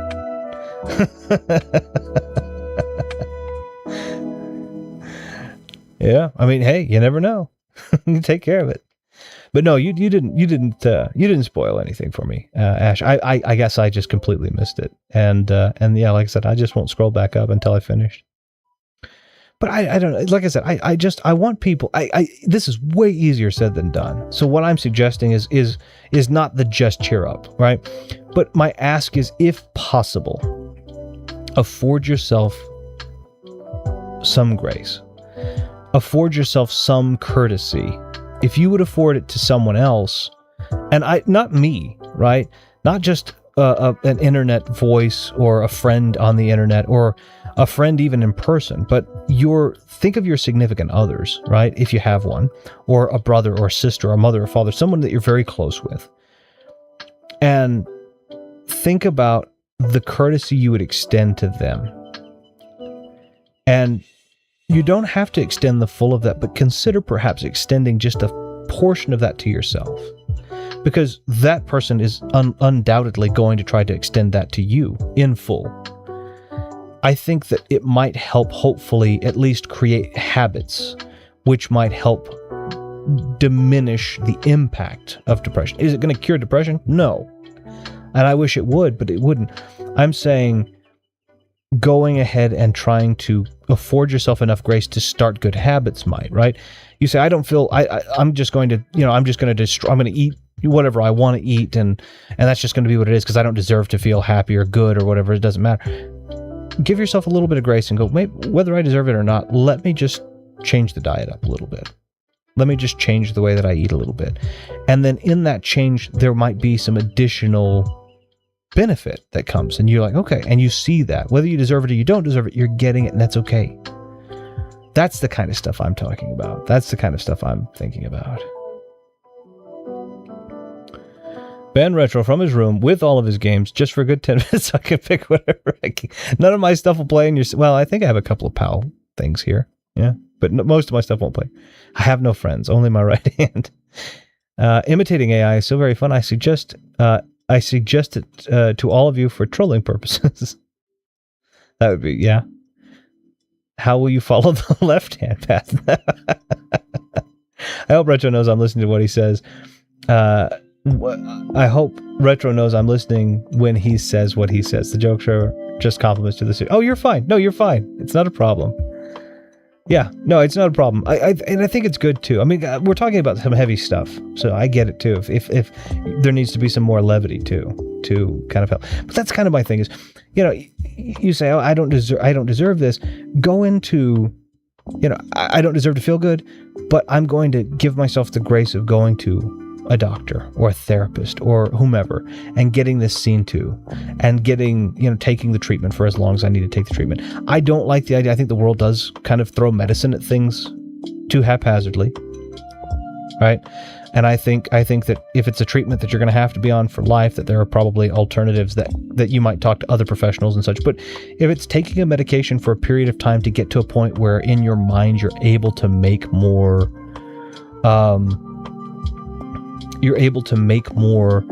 rational decisions, right? It pulls you out of the depression for just long enough for you to kind of see clearly for a minute. And you go, okay, let me write everything in this. Well, I feel like this is the clearest I've ever been. Let me write down what I'm going to do. And then I'm going to stick to it no matter what. I've got to stick to it no matter what. No matter how I feel, I've got to stick to it. And then you go back to that list, even when depression, you're like, I made a promise to myself. Whatever it does to get you going,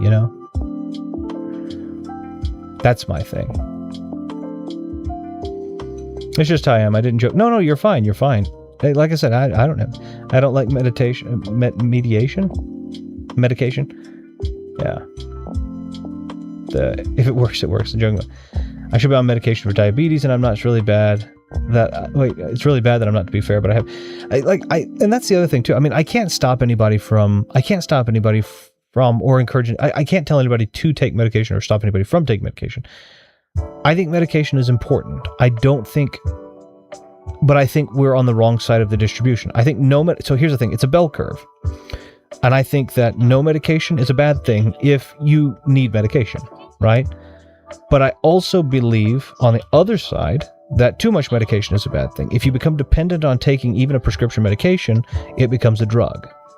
But if you don't take any medication when it's been prescribed to you, we do actually have medications that are good for you. Like taking an antibiotic medication is proven to help you get rid of a bacterial infection more quickly and more completely. And you take the entirety of it, and then when you're done with it, it will, you don't take it anymore. If I take an antibiotic on days that I don't need it, then it's less likely to be effective when I do. So I think medication's fine. Again, I understand you have reasons, but I think medication needs to be taken when it needs to be taken, in the amount it needs to be taken. But if you're taking it continuously, it's not right. And if you're not taking it at all, I worry that that's also a bad move in most cases. Legit, antidepressants made me the next thing to a psychopath when I was on them. I know it's just a personal anecdote, but I'm inclined to believe RFK on the antidepressant skepticism. It's the antidepressant. The thing about antidepressants is they were never supposed to be a long-term solution. That the idea was to try to help level to level things out chemically, right? Antidepressants, I would hope that people don't have to be on antidepressants all the time. I would argue only the most severe cases should ever be on antidepressants forever. I think that they should be a supplement to help when people have high rates or high potential for suicidality. I think, not suicidality, because that would be the committing of it, but I would think that people who have a proclivity to be suicidal might take them in the times prior to that to supplement, and then try not to whenever they can help it.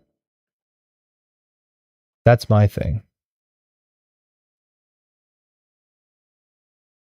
I'm not against it. I really just don't want to take it. But the medication I'm prescribed for diabetes is very helpful, and honestly, I'm a bit of an idiot for not taking it. Well, again, I think medication is a good thing when it's done. Now, again, diabetic medications are different, right? That's a little bit different because that's a pancreatic issue. Your diabetes is caused from the pancreas not doing what it's supposed to be doing, right? So, that's a beast of a different color, so to speak.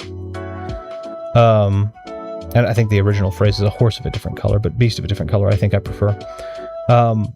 That's a pancreatic issue, right? So that's something that, diabetes is generally a lifelong condition, and it's like, okay, but that's not the same way for chemicals. Chemicals change as we go. I mean, we have major chemical changes roughly every 7 years. Then again, his brain is being eaten by worms. Yeah. Depression never truly goes away, according to the professionals. Any medicative remedy is tempting to extend indefinitely. It is tempting to extend indefinitely, but any drug is any addictive drug, and a lot of those drugs are, because you have to think about this. Think about illicit drugs. Think about amphetamines. There's nothing more permanent than a working temporary solution. Oh, sure. Well, think about this. You have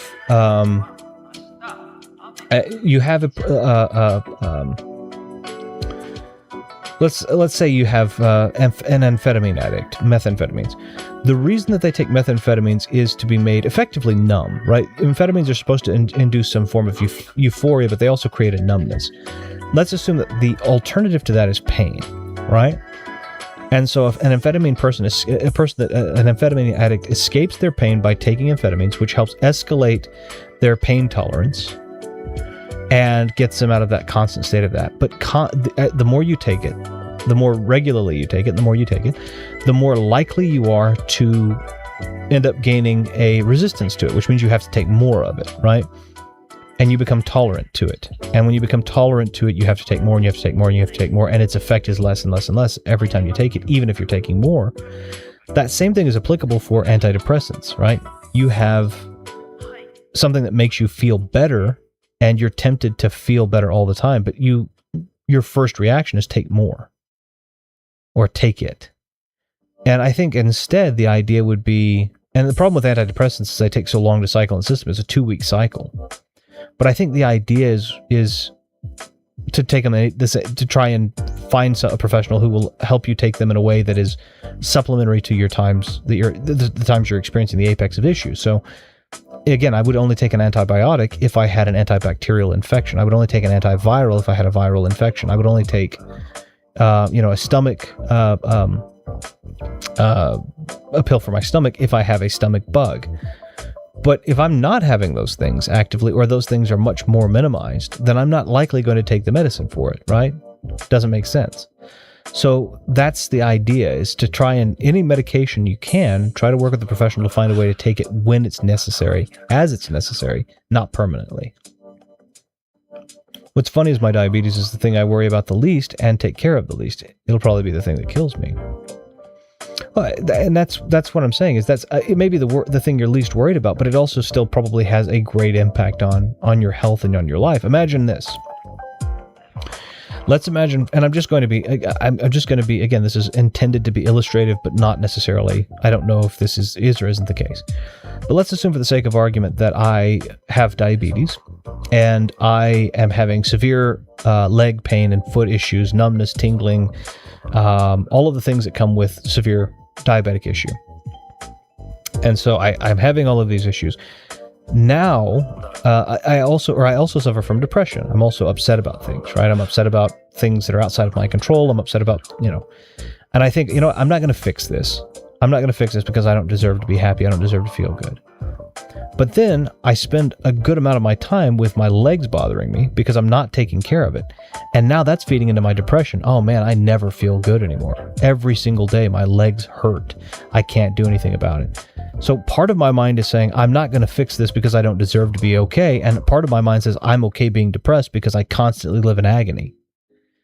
And both of those are part of the same cycle. Both of those are me saying, I'm not going to fix it, but I wish it were fixed. But I'm not going to fix it, but I wish it were fixed. And that cycle continues to exacerbate my depression. And my depression keeps feeding into the cycle, which exacerbates my diabetic reactions. And that could also now, again, influence my eating habits. I could also say, I'm going to eat, I don't care, I'm going to eat sugar. I'm going to eat a ton of carbs. I'm going to, I'm not going to take my insulin or whatever. It depends on how severe it is. Again, I don't know how severe yours is, so I'm just giving an example of myself, right? I'll do this. But it's these things working in tandem that create this cycle where the overall definition of that cycle is that I am just not happy. And in my experience, I don't have this firsthand, but I do have this very close secondhand. It takes a force breaking of one of those things to begin to have any kind of progress. And I'm not going to lie and say, oh yeah, no, that'll fix all of everything. You'll never be depressed again, and your diabetes your pancreas is going to work famously. Probably not, right? Probably. It would be really neat if it does. I'd wish it would. But it's got to take a willful and hard breakthrough on something that you don't feel like you can or do. My feet are insane now. Yeah. So that's the thing. What part of the cycle will you break? And how do you want to break it? And again, I'm not asking you to compromise. I'm not telling you to do anything you're uncomfortable doing, but I'm just pushing out a concern and a potential solution. Again, it could be anything. What if the break in the cycle, or what if a break in the cycle could be taking some medicine to help with the diabetes? Maybe that helps the feet and the legs. Maybe you will have days where you feel substantially better there, and that's going to be like, wow, I haven't had that. And that's going to be the one positive thought you have in an otherwise overwhelmingly depressive day. Look, I'm still incredibly handsome. You do have that going for you. A little bit low poly, look a little bit like Jackie Chan, but sure, yeah. But you break that cycle by saying, I'm going to take some medicine right now for the diabetes. Okay. And then now all of a sudden you have your body feels a little bit better. Your legs feel better. And that's going to be the bright spot in the day. It's like, wait a minute, I still have depression, but at least, hey, at least I don't feel like these days. Right. And that being the break in that cycle. Now the depression's not quite as deep because there is a positive that you're able to look at. You're able to look back at other days and be like, those were worse, right? Depression's a blinding thing, so I don't necessarily know how easy that's going to be, but point being, it's a break in the cycle. It's an excuse to become happier. It's not necessarily going to be the thing that makes you happier, but it does literally not hurt. And that's the point. My mental health issues are the cause for every single delay with my health. Delay is as in helping myself. Right, of course, right. But again, it's making a conscious effort to say, I have to break this. I have to break this cycle. And again, I'm not saying it's going to clear depression up, or I wish it would. I wish it would clear up depression. And again, it would be ideal that you didn't have to suffer from depression, and that your pancreas works, your insulin levels are where they need to be, and you don't necessarily have to be careful with what you eat. But but again, it could what break could be made in that cycle of continuing negativity to help you get out of that. To and it's the same with like I have the same thing. I don't have diabetes, I don't have depression, but I have other things that I have to deal with. And it's me saying, I get why I'm here, but I also am going to do something. I've got to do something about it. I don't want to do it. It's uncomfortable. It might even hurt me to do that, but I have to do it. Well, sure, but let me, just honest question, and you don't have to answer it. I'm not trying to poke at you, but your good days aren't consistent. But are your efforts to have good days consistent? I can have a great day and really push past things, and then the next day I'm all over the shop, which is fair. But again, this is my question, right? Is your good days aren't consistent. Are your efforts to have good days consistent? Can you measure the amount of effort that you're putting into yourself and say it's consistent enough that I might want to see consistent result, right? Because consistent effort is the only thing that can lead to consistent result. So if you look at your equation and you say on the right side of the equals sign, I don't have a consistent number, then are the numbers before the equal sign consistent either? I've heard for some people that the antidepressants have helped not be as depressed, but without much motivation, they get left in a bit of melancholy, and there's no bad or good. Yeah, sure. Welcome in, by the way, Maki Sprites. Wonder how it feels to be on them. Yeah. I mean, I am fighting it, like I said, hours. Sure, of course. So I'm trying, unfortunately. No, I get that. I'm not saying you're not trying. I want to be very clear that that's not at all what I was saying. But I'm saying what I was getting at is, are the efforts that you put forward, and I'm not anybody, same for me, right? Am I putting enough effort into doing it in a way? Because think about again, even fighting it. When you say fighting it, it's fighting not being depressed is kind of like trying to just cheer, quote unquote, just cheer up, like people tell you to do. That's a hard fight. Obviously, if you could just fight it and win, or just cheer up, that would be just fight it and win, you would. So it's looking at those efforts that you're going to have that are going to give you the greatest amount of results, the biggest amount of change, right? And also results, I'm talking about things also that give us results that lately, yeah, that's fair. I mean, again, I'm not trying to be rude and point out or anything like that. I really am not. I'm just,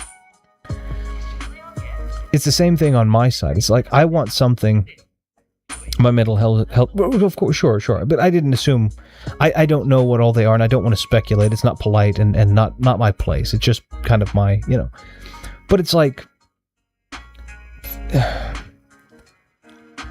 for me, I would want to put, and again, I get it, right? A lot of these are different lenses, and it's very difficult. It's much, much easier said than done. Much, much easier. But I would want to put efforts into things that even might have a positive byproduct, even if it doesn't cure the main cause, right? Where it's me saying, I know you're not trying to be, okay, I just want to be sure. I mean, I want to be very clear that I'm not trying to pick on you or anything like that. I want you to be okay. That's what I want it to be. I want you to be okay.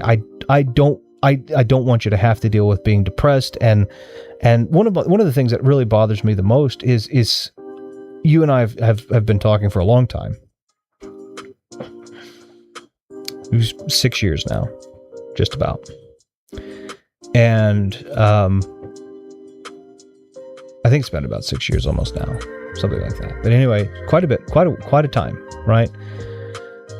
And we've done stuff. We've done little projects and podcasts and such, and it was fun.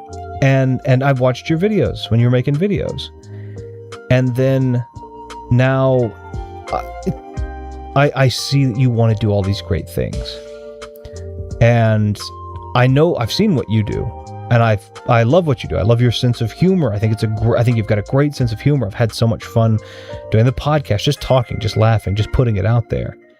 And then to see that you still have those aspirations, but are being held back by things that are beyond your control. And I'm sitting there saying, well, what are things that maybe could give you some of that control back? That's what I'm looking at. You know, that's to see you want to do things, but feel like you can't. Right? I want to get you to a place, I can't do it. It's not about me. It has nothing to do with me. But I'd love to see you at a place where, at the very least, everything may not be perfect, but at least you're able to do some of these things, put some of these things out that you want to put out, do some of these things you want to do. That's what I want. Whether that be on the internet or whether that just be getting through a book that you've been reading forever, or it doesn't matter. Just that's what I'm getting at. I think my problem is my other diagnosed mental health issues are okay. Okay, I'm having a little trouble with it. Mental health issue is it one other, or have there been a couple of other ones that it genuinely interferes in almost every second of my day with no, that's fair. I read that wrong in my head. I'll make videos again, hopefully soon. I hope so too. But again, I'm not worried about you putting out content or videos. It's about you doing the things you want to do, right? It's not me sitting there going, oh, I really want to see a funny video from Ash, so I'm going to get him to do this so I can laugh. It's not about, I want to see you do things that you want to do, and that's what I want. That's what I want. I don't know the answer to deal with my problem is causing, which of course it's not, you shouldn't be expected to know that answer, but working with people maybe to find that answer is the most genuine pursuit right now. I apologize to the stream for this. No, it's okay. It's all right. The struggle itself towards the heights is enough to fill a man's heart. One must imagine Sisyphus happy. Oh yeah, absolutely. That's a phenomenal. Yes. I don't have any control, but that's me looking and saying I would love that. One must imagine Sisyphus happy is a great way to say it. That's Camus, I believe, right? Albert Camus. And I think that's a great quote. I used to be so... You still are. You make jokes all the time. If that's not evidence of just off-the-cuff creativity, I don't know what is. A psych professional might know, Ash. Also, I was hogging the stream with metaphysics, so don't worry about it. Retro... I do. Well, I think it's not so much that I enjoy digression so much as I enjoy the genuine flow of conversation. I like us to talk about where the conversation flows and what people want to talk about, what we want to talk about. But you're not wrong at all. Better open than silent, I think. Yeah. What I did was find a psychologist who isn't a psychiatrist. Thus I had professional help, but no meds. That's a great idea. Again, I want to be very clear to disclaim, I'm not trying to cure any of this. I don't have the qualification I'm just a friend who is talking to a friend. That's the idea. I want you to be able to do things that you want to do. Whether I get to see those things or not is irrelevant. It's just, I don't want there to be things in your way that stop you from doing at least some of what you want. There are always going to be obstacles to accomplishing everything we ever want to. Time being the major one. But I would like you to be able to do as much as you want or can of what you want. I think what bothers me is the issue I have is something I'm fully aware of completely, so I'm disappointed at myself for not being able to fight it easier. I'm annoyed. You can't be annoyed at yourself for not being able to fight an opponent that literally overwhelms millions of people every year. I mean, you would just as soon win a battle against a storm cloud. How do you do that? Like, you can't be upset at yourself for not being the one thing to ward off natural disaster. The one human who can't spit into the wind and it go beyond being blown back at you. You can't be upset at yourself for not felling an enemy who has felled so many hundreds of millions of people. That's it's not you. And that's, again, it's not that you're not a strong opponent. It's not that at all either. It's just this is a monumental thing. This is intangibility, and you're being upset you can't touch it. I get it, but don't do that. Sorry to command, but teach it. I'm not gonna lie. I very much do like I very much do like Camus, so I can't lie and say I don't, but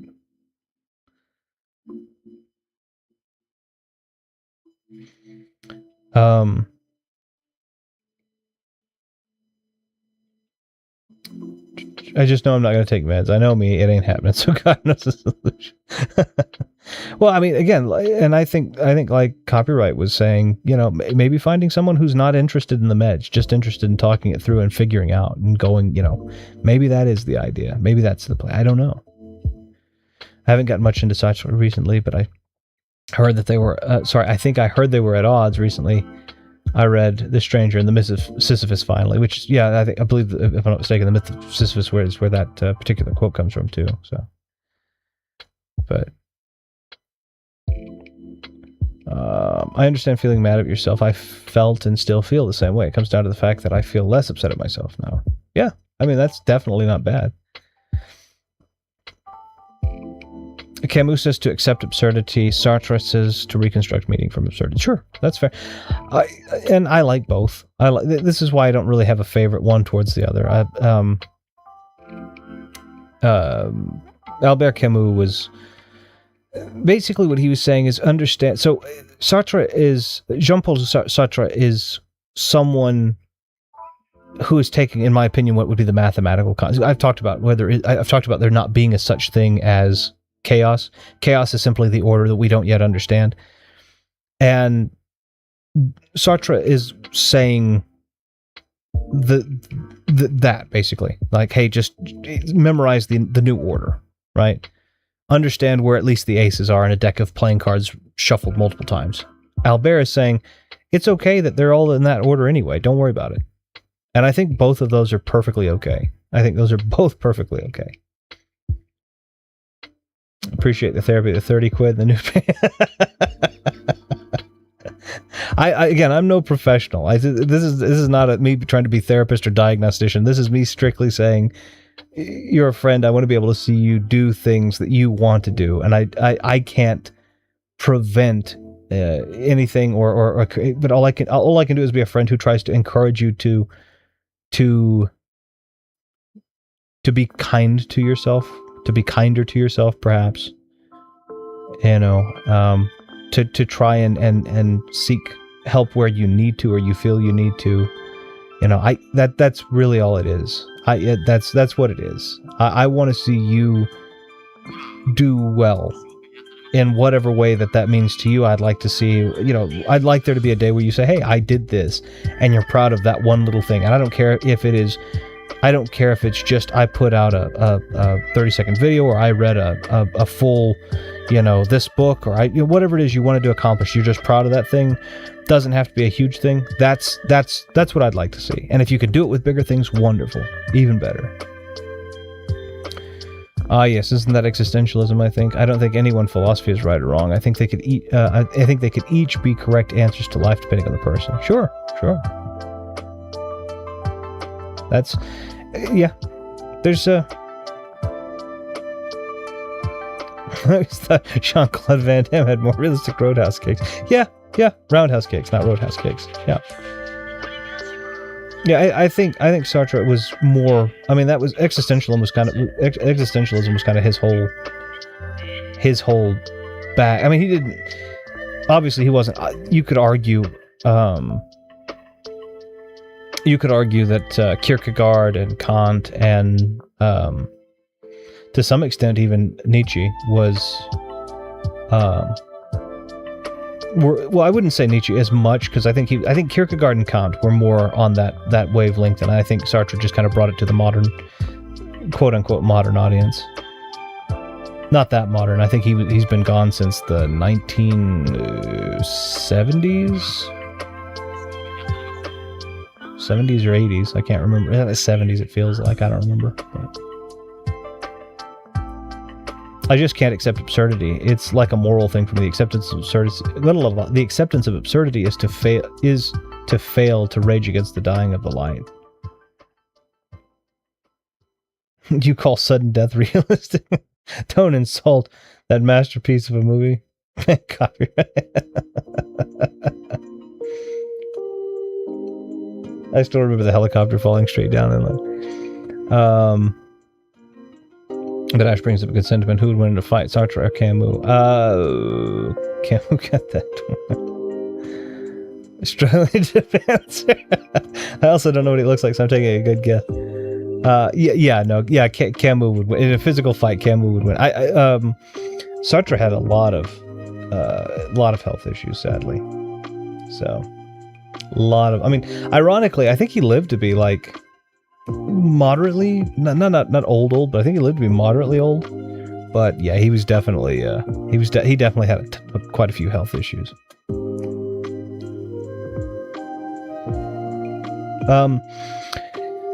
Yeah, well, so the thing about acceptance of absurdity that's the thing. So, I mean, it's okay if it's a moral thing for you, right? Obviously, I'm not going to try and change your moral code, but the fact of the matter is that, again, going to the kind of math of chaos, there is mathematically almost always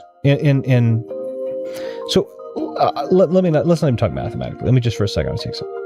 Perhaps I'm not the most wise in it, but wasn't the Camus thing rebellion against them absurd, not acceptance? Wait, hold on. In it, but wasn't Camus? I'm assuming Camus' thing rebellion's against the absurd, not acceptance. I think that's what's being said.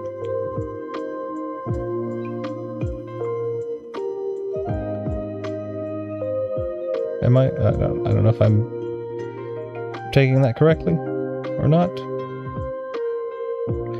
I might have bad feet, but I have two good fisting fists. Hey, wait a minute.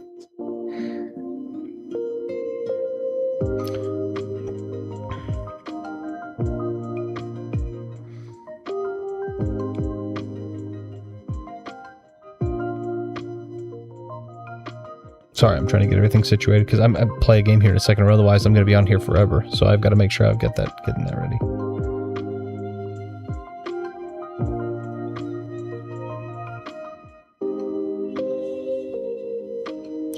Okay, cool. There we go.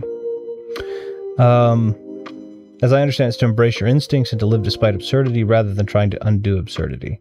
For there's never no undoing it ever. Okay, so I could be... Okay, so let me...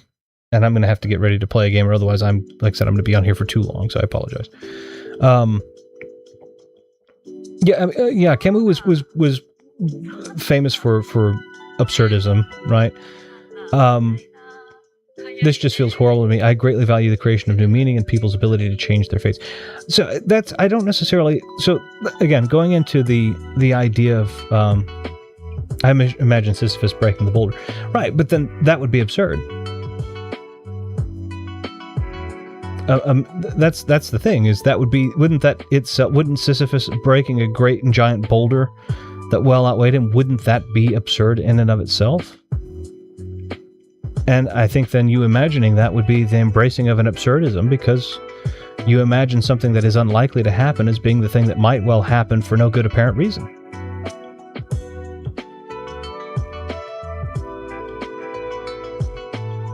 The thing about you embracing your instincts is make sure you don't unleash your killer instinct. Whether that's Jago, TJ Combo, Tusk, Kevin. Believe it or not, that's kind of actually in line with Carl Jung. That's actually kind of in... I mean, obviously, I know you were making the KI reference, but that's kind of that's almost Jungian a little bit. Chris Redfield would break the boulder, which was absurd. I hate Resident Evil 5 for that reason. It's the idea unleashing a killer instinct can also lead to being embroiled in Mortal Kombat. Well done. I think the idea is there's a lot of. I think that when this comes in, a lot of it kind of is brought into this belief of absurdism being. So I guess the idea is does life have? I guess this is the idea of intrinsic valuation, right? Does life intrinsically have meaning or doesn't it?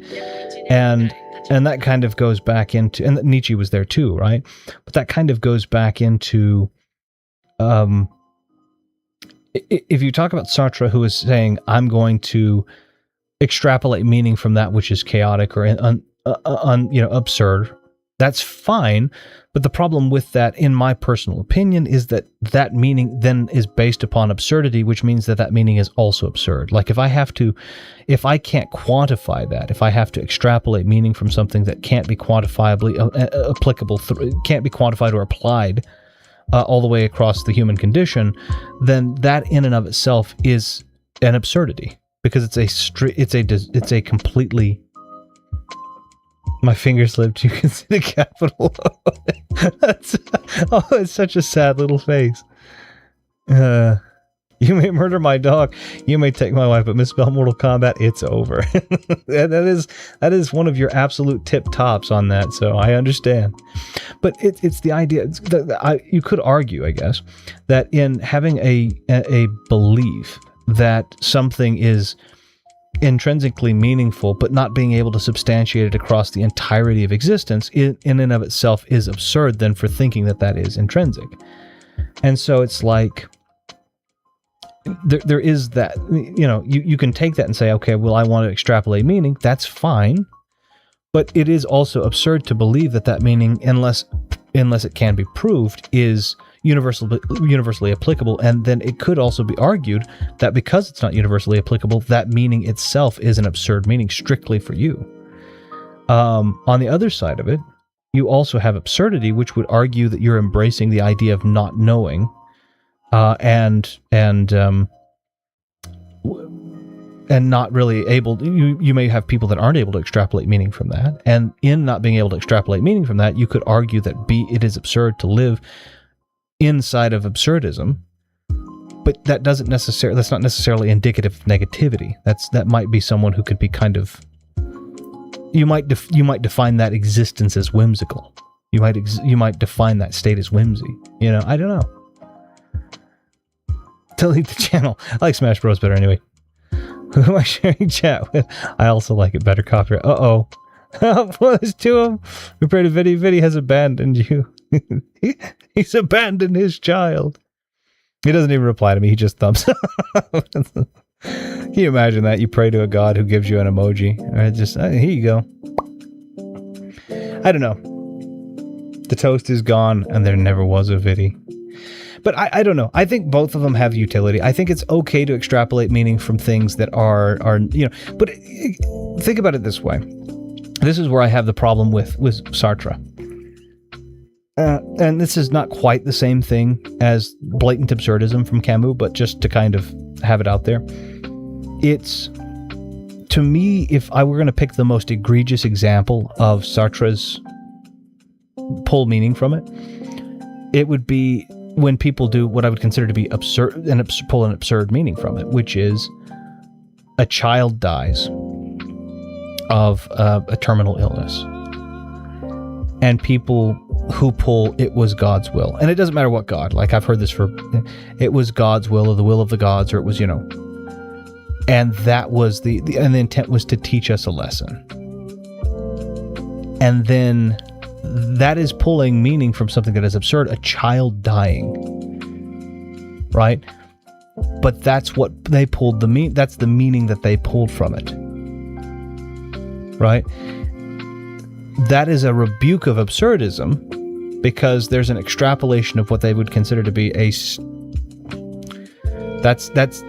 a meaning that's been extrapolated, but arguably an absurd meaning. Whereas Albert Camus' absurdism would argue in this case, it didn't happen for any reason, it just happened. And the only thing that we can do is embrace that just happened and that we feel bad about it. So to me, that's kind of where I pull Camus versus Sartre. I told Vidya I had 30 weeks to live last week, and he said, and he put a thumbs up. But I can make new toast, and it will be delicious. And FFS, I will free Sisyphus myself. All right, I'm going to take a quick little break, and then I'm going to come back with my game. I really appreciate you all. Yeah, I'm glad he's here to talk about this, because I trip over my words and explode. I probably have tripped over my words several times, and I'm not. Bear in mind, I enjoy philosophy and have enjoyed philosophy for a great long time. No idea.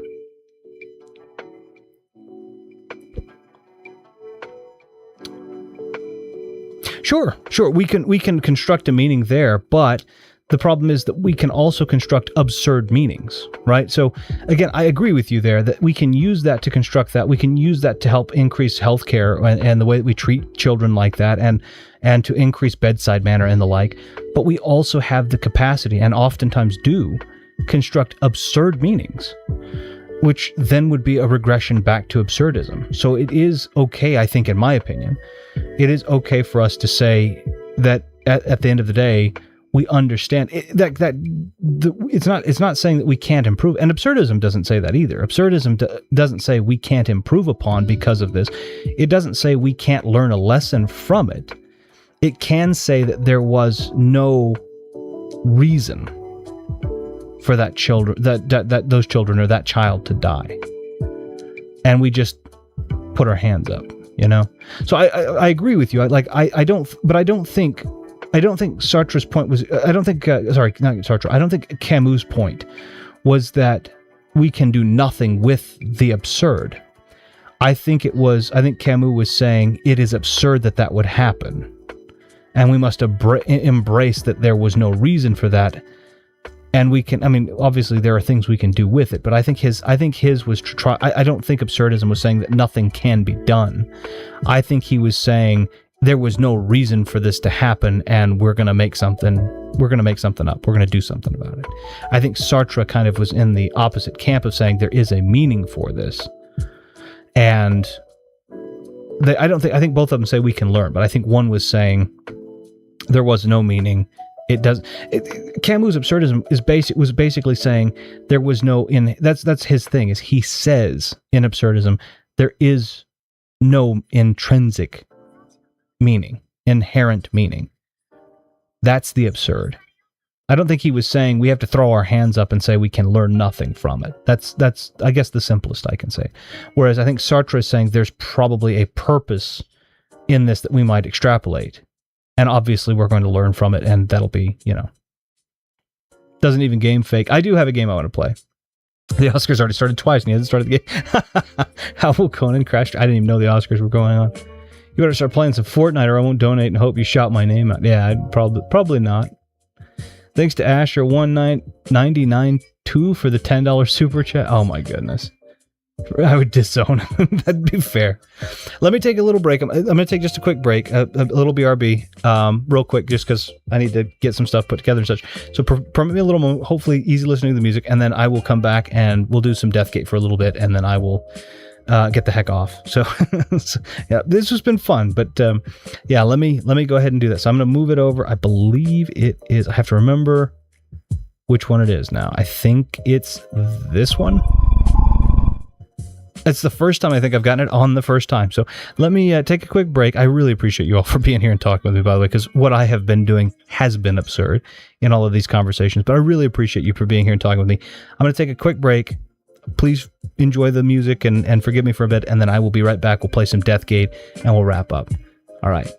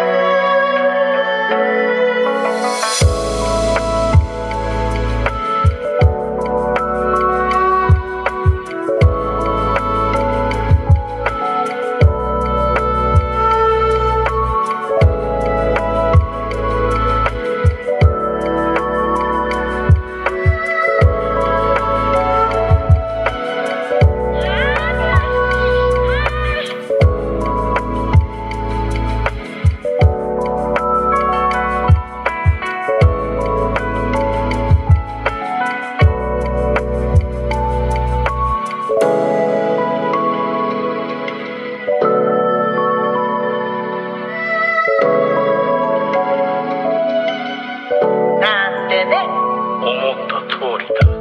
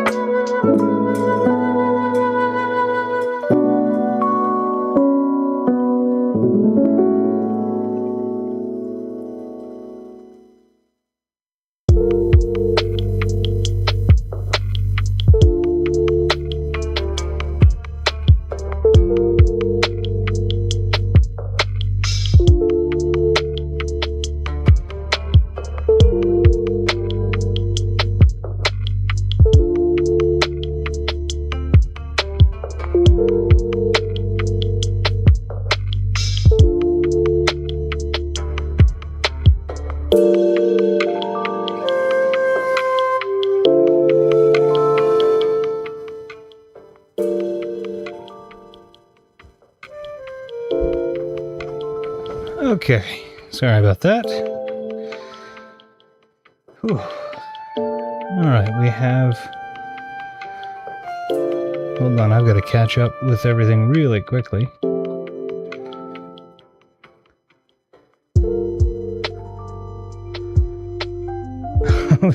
Good lord. Oscar's update. Let's see, that stream is ending. It'll be, I mean, probably won't be terribly much longer, but yeah, I'll be here in a bit, for a little bit more. Let's see. Oh god, it's not done yet. There's that the stream is nearing, yeah. Oscar's update. A woman was annoying a street corner, and apparently that's the best supporting actress. More Oscars update to follow. In fairness, Maki's stream is much later today than usual. It is, yes. Breaking news, another multi-million-dollar actress is complaining about equal pay. Well, yeah, that's...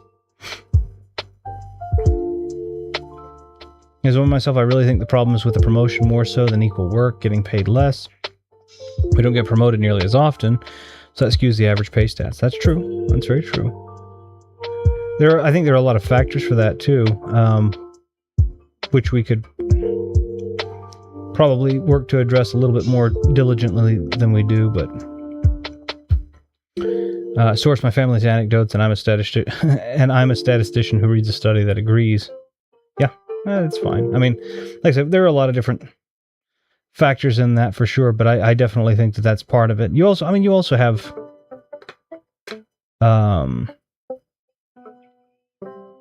I would say, no, I mean, that might be the biggest. That might be the biggest one, honestly. I think they're reaching for help. It's the access code for... No, wait, can't say too much. I'm back. The missus wanted a drink. She already had a sip this morning. So entitled. K-pop. I mean, yeah. I think everybody's kind of been on that bandwagon. All right, let me see if I can get this situated right. I have to do this in a kind of weird way because it is PC. So let's try this. I'll fade the music down first.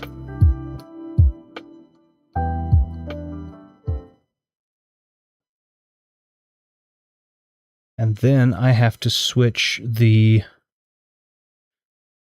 dominant.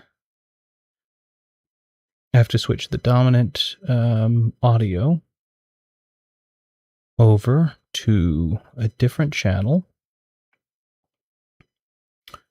which I believe is this one. And then I can't open this. And I believe I have to remember what button it is, but I think it's this one. Nope, it is the next one. There we go.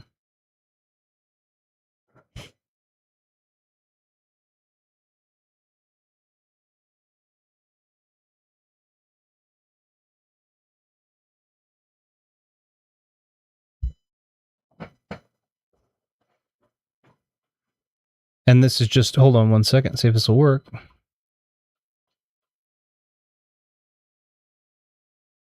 Ah.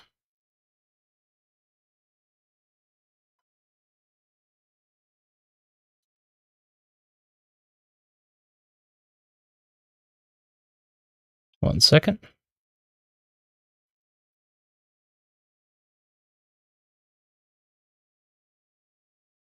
We'll be better after the sundering. There we go.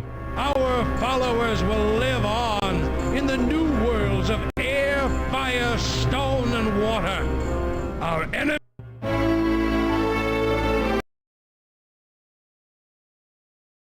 That way we can fix it. Much better.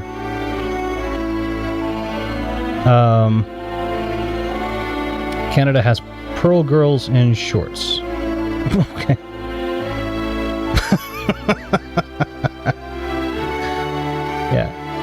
Yeah, it's... When you change the audio on this, it's real wonky. I don't know why. So... Alright, so let's go ahead and... see if we can restore... Will it take me to my latest one? Yep, right here.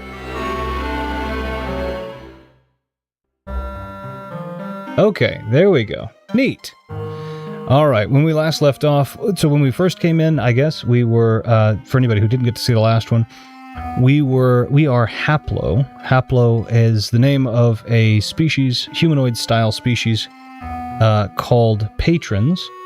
We can wield some magic and found a whole bunch of nonsense. We went in and found a bunch of dwarves who have a machine that makes water for them, digs tunnels for them, called the Kixie Winsey.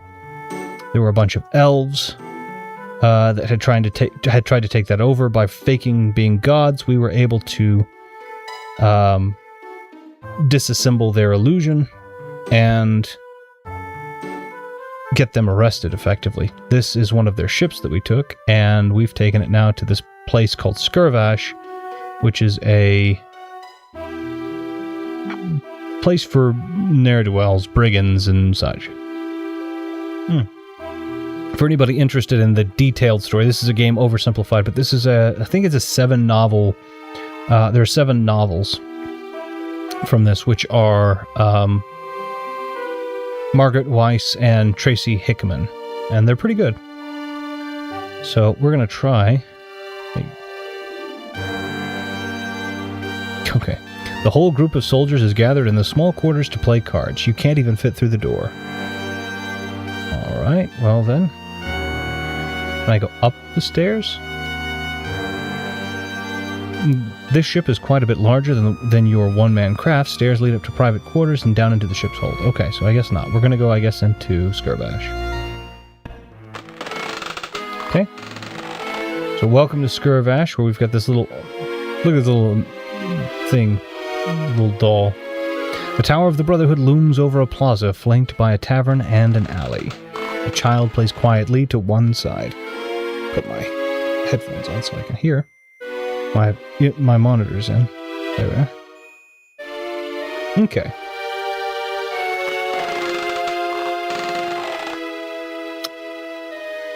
Can I look at the doll? The wooden doll is vaguely human-shaped. It wanders around on its own little legs. You sense that it might be magically animated. Oops. Look at him being so fancy.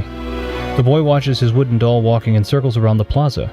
After wandering around, it happily strolls into the dark alley. The boy steps towards it, but stops, appearing terrified.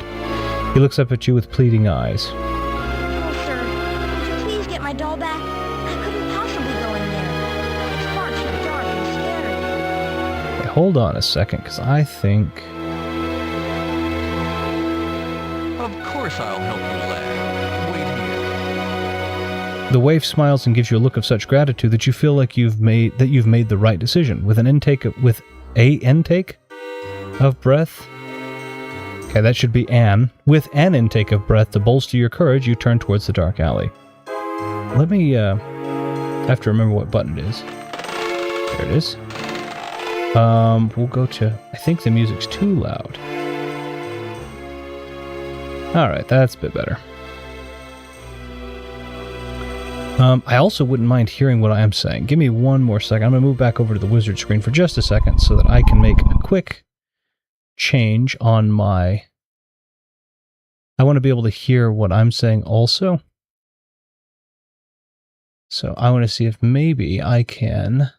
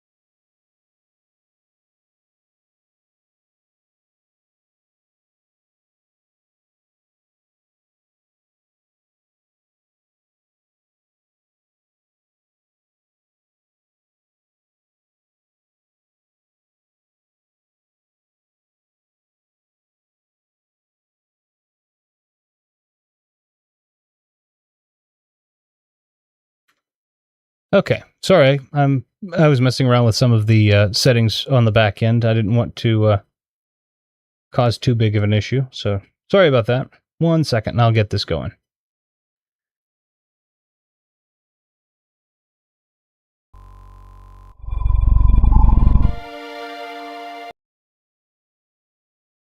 There we go.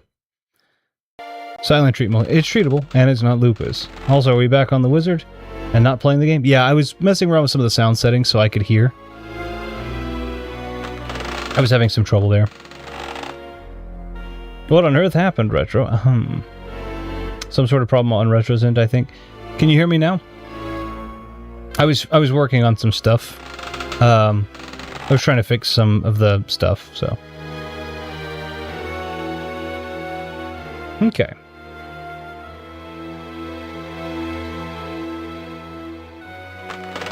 Okay, as I said, can you hear me? Can you hear me now?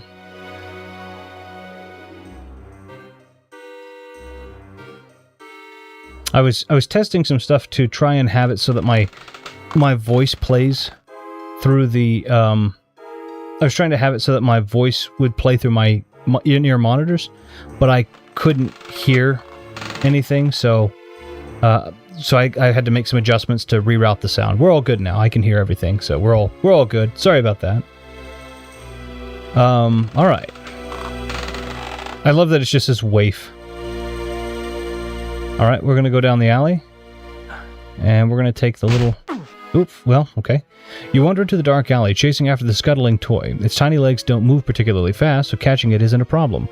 When you pick it up, you catch a glimpse of rune markings carved into the wood, but before you get a chance to examine them further, a heavy rope net falls from out of the shadows. The child who, not a moment ago, was crying over his lost toy jumps on top of you and beats you relentlessly with an iron bar until you collapse on the ground. He starts to rifle through your clothing, grabbing any objects that he discovers. Yes, we hear you. Okay, thank you. We're going to go ahead and see if we can't learn this spell real quick. The doll is carved from wood. It is vaguely human. It has 2 legs, 2 arms, and a head, but lacks any specific features. A rune structure has been carved on its back. You assume that it is the spell that keeps it moving.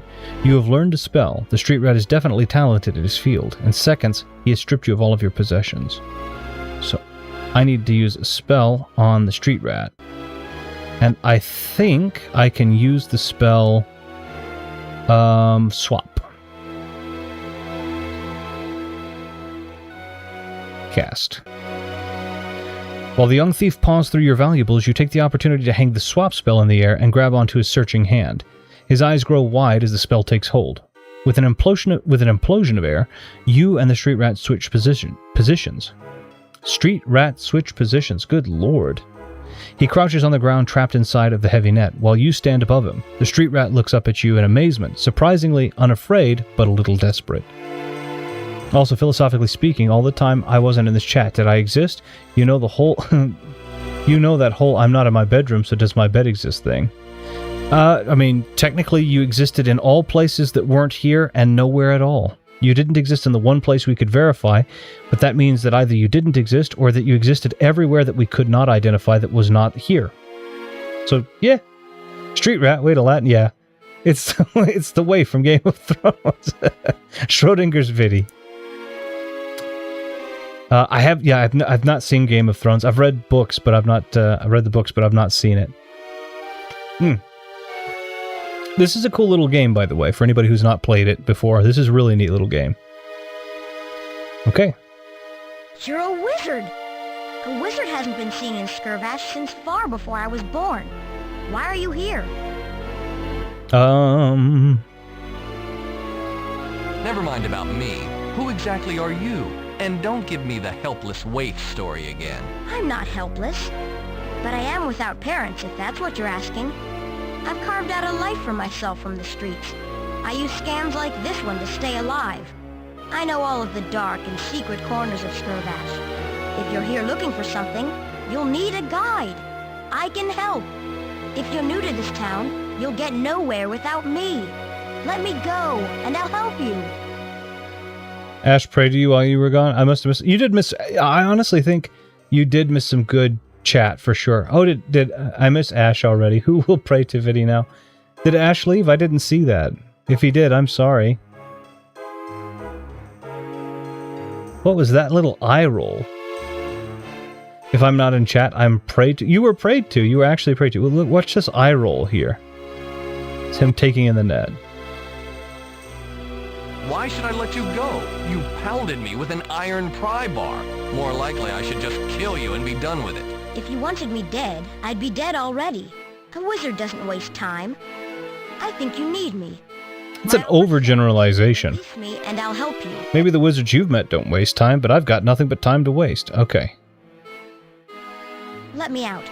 I'm willing to deal. You'll never get into the tower without my help. Trust me. Nope.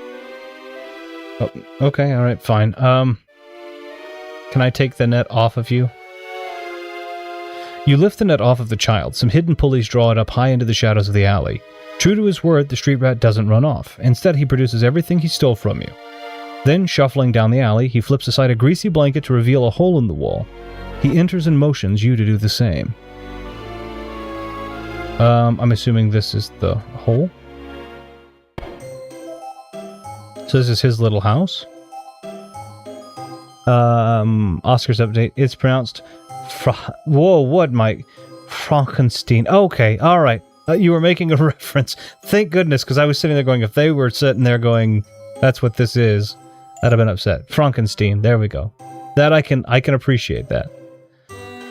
This dirty chamber isn't much bigger than a crawl space. It's crowded with a street rat's possessions. Okay. I'm probably going to take that pry bar.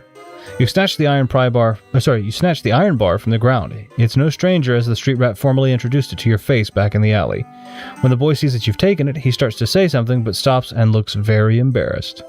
As well you should. I'm not going to use the pry bar on you. I kind of want to see what would happen if I did. Oh, wait. No, it's going to be give. Okay, fine. It's a thin iron bar. You assume that the street rat has probably used it to break in a variety of spaces and things. Okay. So, he doesn't have anything I think that I can... It's really just junk, right?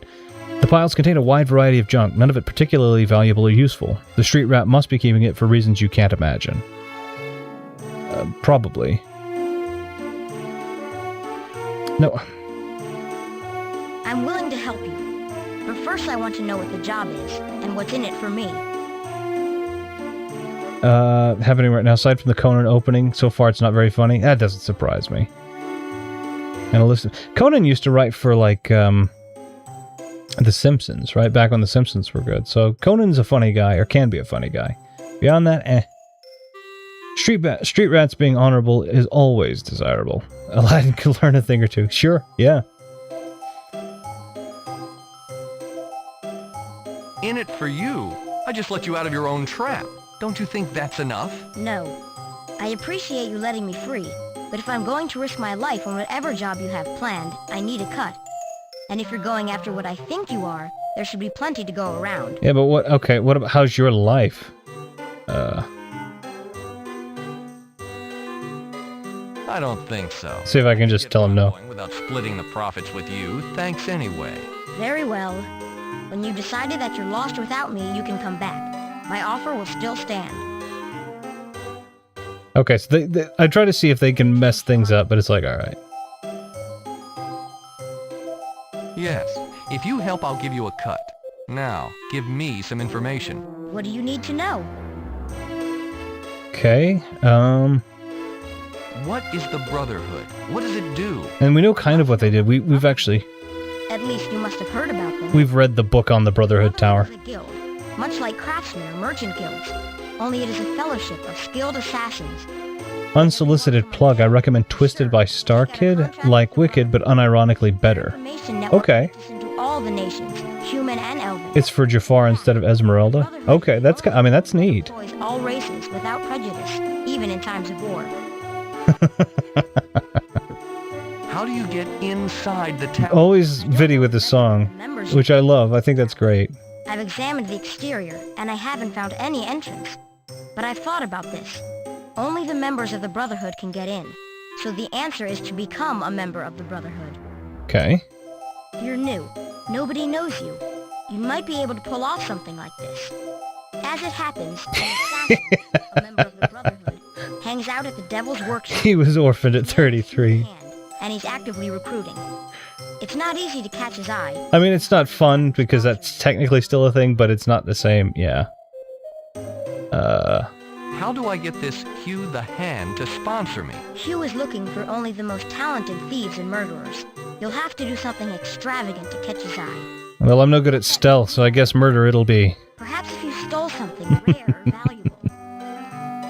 What exactly is the Devil's Workshop? It's a tavern in the center of town. Fun fact, too, Devil's Workshop, I believe... No, it was Devil... Never mind. I was gonna say, it was... I believe Devil's Workshop was a, In fact, the workshop's bartender... successful fence in series of magic tutorials from Darren Brown, but that was actually the Devil's Picture Book, which was kind of cool. Selling it to him. Did you sing like I requested in my absence? Well, that's not necessary. I mean, you got to consider he wasn't here, so technically I sang every song and also none of them. But Schrodinger's song. I also don't know the Rolling Stone song. A member and knows the entire layout. Undoubtedly, he'll be able to give me some vital information. I also know a talented craftsman who can forge. I don't have a singing voice. Unfortunately, both of those people... I barely have a speaking voice. I mean, I have a speaking voice, obviously, insofar as that I can use my voice to speak, but I don't have a pleasant voice, and certainly not when put to music. Alright, that's all I need. I'm ready to go. Very well. In order to help you any more, I'm going to need some upfront money.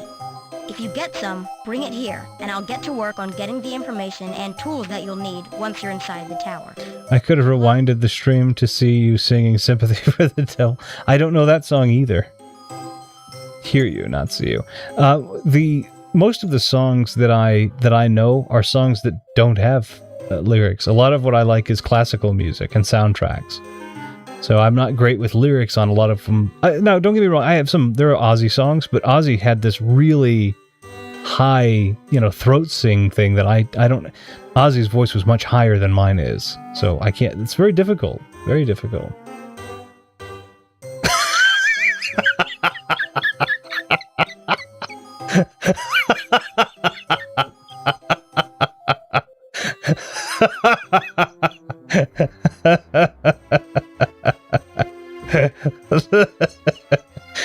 Copyright, that might be my favorite comment. That may be one of my favorite comments of all time.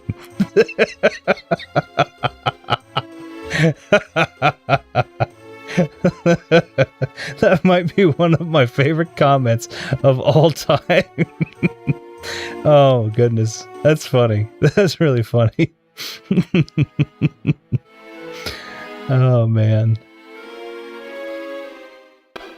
Oh, gosh dang it. I went the wrong way. What was the other way? You start to wander down the alley, but end up splashing through progressively deeper puddles of some unidentifiable liquid. You really don't like what it smells like, though, so you turn back before you get soaked. That's fair.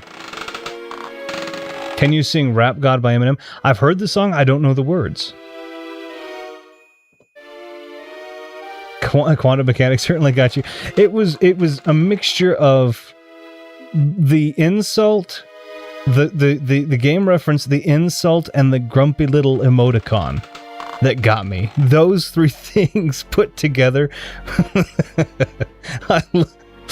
I can just imagine. I don't know what copyright looks like, but I just imagine this kind of harumph, grumpy face, arms crossed decisively, and gesticulating almost as if it's meant to be visual punctuation for that grumpy.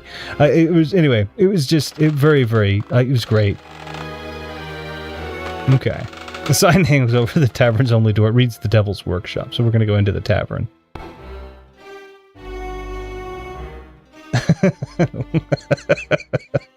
Just the little grumpy faces. Yeah. Alright, so here we have a bunch of...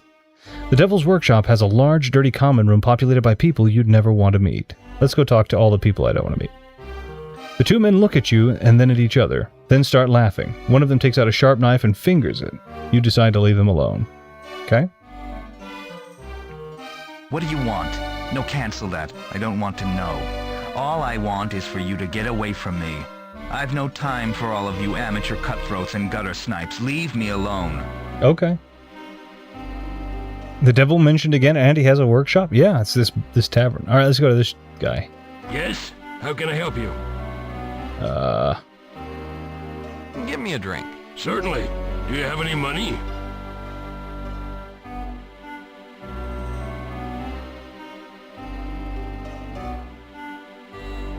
No, I don't. Is that a problem? No, not at all. I suddenly don't have any drinks to give you. Will there be anything else? Okay, can he actually give me a drink? We established that you are completely broke. Now, will there be anything else? Oh, okay, well gosh, okay, fine. Golly. Nice place you've got here. Thanks. I certainly hope you aren't being sarcastic. This is the only tavern in town, and I'm very proud of it. You should be. I wouldn't be sarcastic. I'm glad to provide levity. Always rewarding when a joke gets laughed at. It was really good. That might be one of my favorite little insult comments. And so, anyway, I like that. So yes, no, that was very funny. I'm looking for some information. Haven't we established that you are completely broke? Now, will there be anything else? Oh, okay. I'm not completely broke, though. Okay, I'll ask you about him. That guy over in the corner. That's you, the Hand, a member of the Brotherhood. He's been sitting at that table on and off for the last few weeks. I think he's scouting for prospective new members. A bunch of cutthroats have approached him about it, but he's turned all of them away. Some violently. I think he's looking for something special. Okay. So he won't give me information, or he won't give me a drink. Very well. Okay, so do I have anything?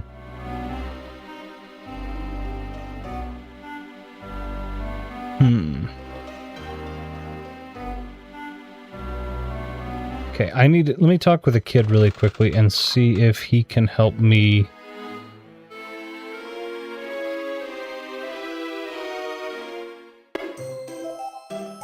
Have you changed your mind? Oh, I thought I said yeah. If you help, I'll give you a cut. Now. How would you borrow Ash 20 quid? What do you need to know? Ash paid me 30 quid so I can circularly invest that quid into retro, creating a forever escalating financial doom loop. I mean, Nvidia does it so much. Yeah, no kidding. Yeah. Alright, that's all I need. I'm ready to go. Very well. In order to help you any more, I'm going to need some upfront money. If you get some, bring it here, and I'll get to work on getting the information and tools that... Okay, so I need to find something that's worth... something that's valuable. So... doll.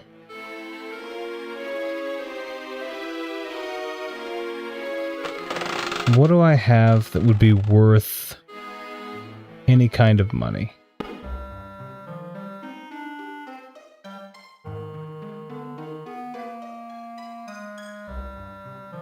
I don't have any money.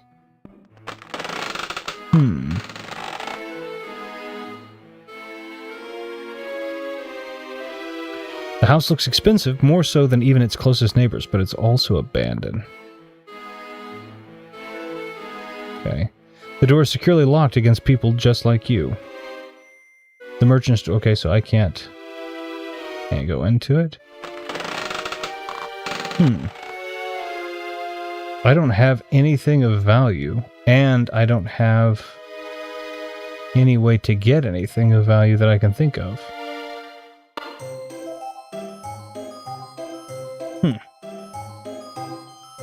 Sounds like ironic that the AI companies would finance themselves with a bootstrap paradox. Well, yeah. I think a lot of the things that we would have thought of normally to be kind of antithetical to the way that things should work are probably exactly that. They're probably exactly what will be used, is what I'm trying to say. So you sit there and go, oh, there's common sense saying we shouldn't do that. They probably are. Maybe the creation of AI has secretly been a bootstrap paradox of all this time. But then again, who really composed Beethoven's Fifth? Doctor Who reference. Oh. Not a doctor fan. That's, alright. So let me think. What do I have? I don't think I have anything that's worth...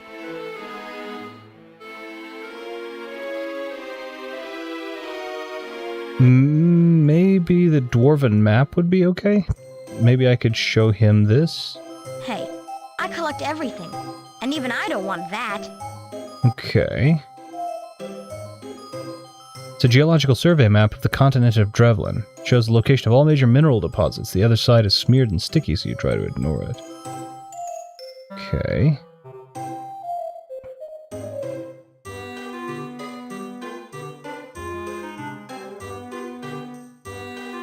I have a pry bar now, though, and when I was last...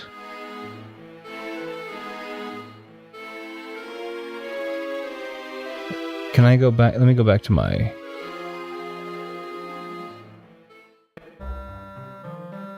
Let's go back to my ship. I need to be able to go... Because there was a...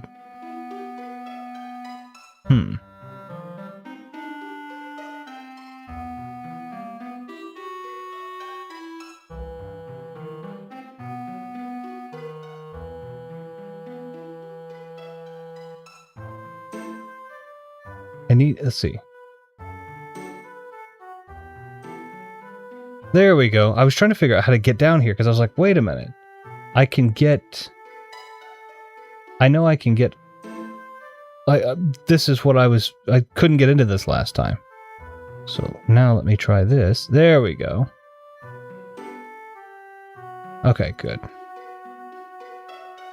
There we go. You fling open the strongbox lid to reveal a sack of gems and a tea pipe fitting. Let's take those. A burlap sack holds a collection of cut and uncut gems, possibly stolen from the dwarves. And I also now have a T-shaped pipe fitting, which is nice. Okay. And that means we now know where 4 of the 5... No, we now know where all... No, we don't. We know where 4 of the 5 are. That's right. There's an episode specifically about a bootstrap paradox. The doctor explains how it works by saying the following. A time traveler gives the compositions to Beethoven, so he does the 5th, so that the time traveler gets the composition, and so on and so forth, yeah? Cool implementation, kind of like Back to the Future and Johnny Be Good. Yep, yeah. Ladies, I get me treasure. I was trying to figure out how to get down here. I couldn't think of how to figure out how to get down there, because I was like, I know I had that box last time. Okay.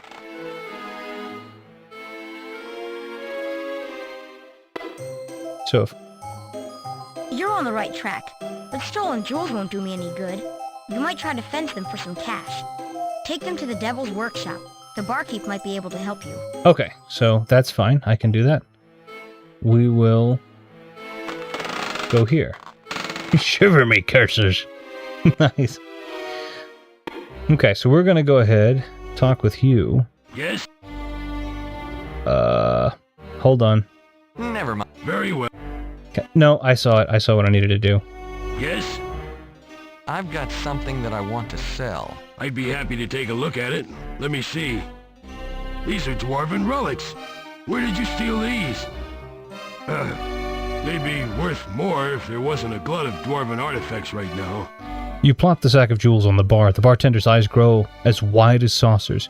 He calms himself and adds, he scans the room as if challenging anyone to call him a liar. Of course, he's doing that so he can give me a minimal pricing. I'm a little short of funds just now. This is all I can afford for them. He begins to stack coins onto the bar. As he does so, all eyes in the room are on you, including those of the dark figure in the corner who has been studying the entire exchange. As you pocket the money, the dark figure motions you over. Well, that's a very impressive haul. Dwarven relics, eh? Even I would have a tough time coming by something that rare.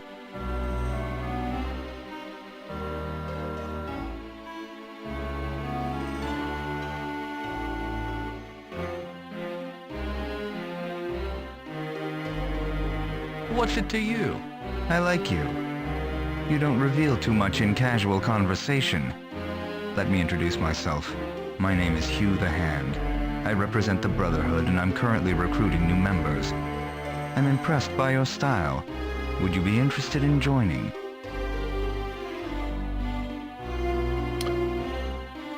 Why are you called Hugh the Hand? Because of my rank in the Brotherhood. An initiate starts out as the sheath. Later he becomes the tip, the blade, the crosspiece, the hilt, and eventually, the hand. Only one rank is higher than mine, and that is the arm. Chang currently holds that position, and she has held it for many, many years. I don't know if we'll meet her. There's a lot of doctor talk going on. I'm the doctor, the doctor. The doctor. Doctor... Warren Steve. I don't even know how in the world to say that. Sun Tzu.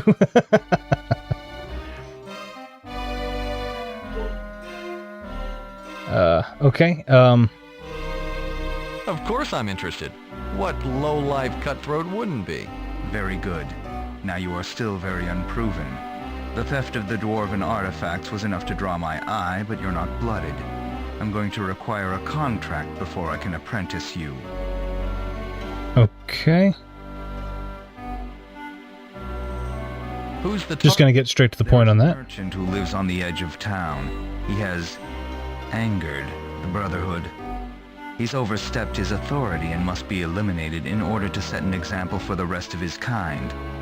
Do you understand? Sure. And what are we talking about, merchant? I thought you'd say that the name's room, retro room. And that's why when you gather a bunch of animals in the same place, it's called a zoo. Thought you would say the name's room, retro room.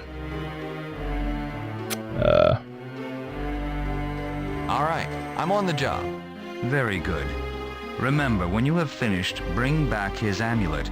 That will be proof enough of his death. Please, don't insult me by running away. It would be such a bother to track you down and kill you. Okay. So we will go and find this guy, which I believe is at the big house we have any which way. So we need to give this... How much money is here? The pile includes coins of both elven and human origin. You figure out that the barkeep didn't make this kind of money tending bar. Okay. So it's quite a bit of money. It doesn't look like much, but...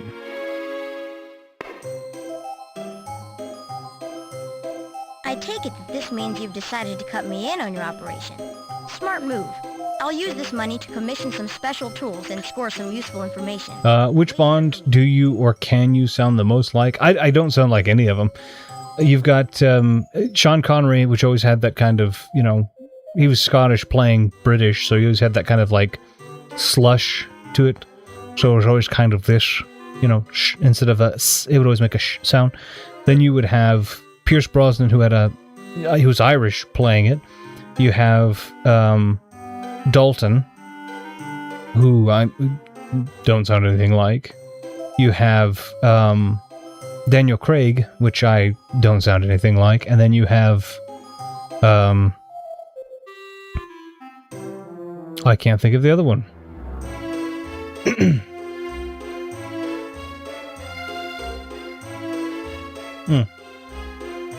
I think he sounds too American to be a Bond. Therefore, he's Frank Drebin.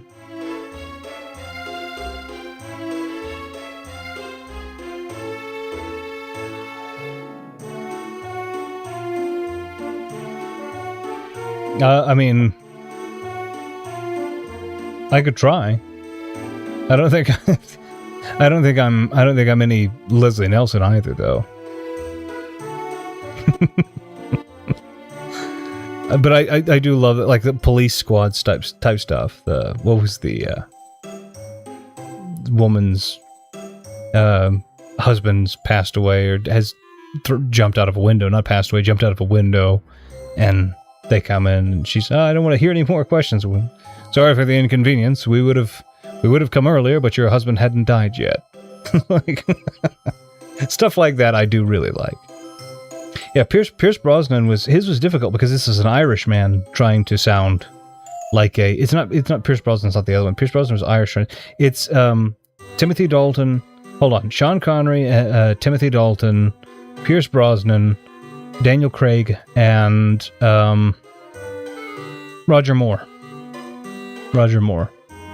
Oscars update. Richard does not sing, but the short film category apparently can. Oh, they put on a musical? Before you can say a word, the street rat grabs your pile of coins and runs out.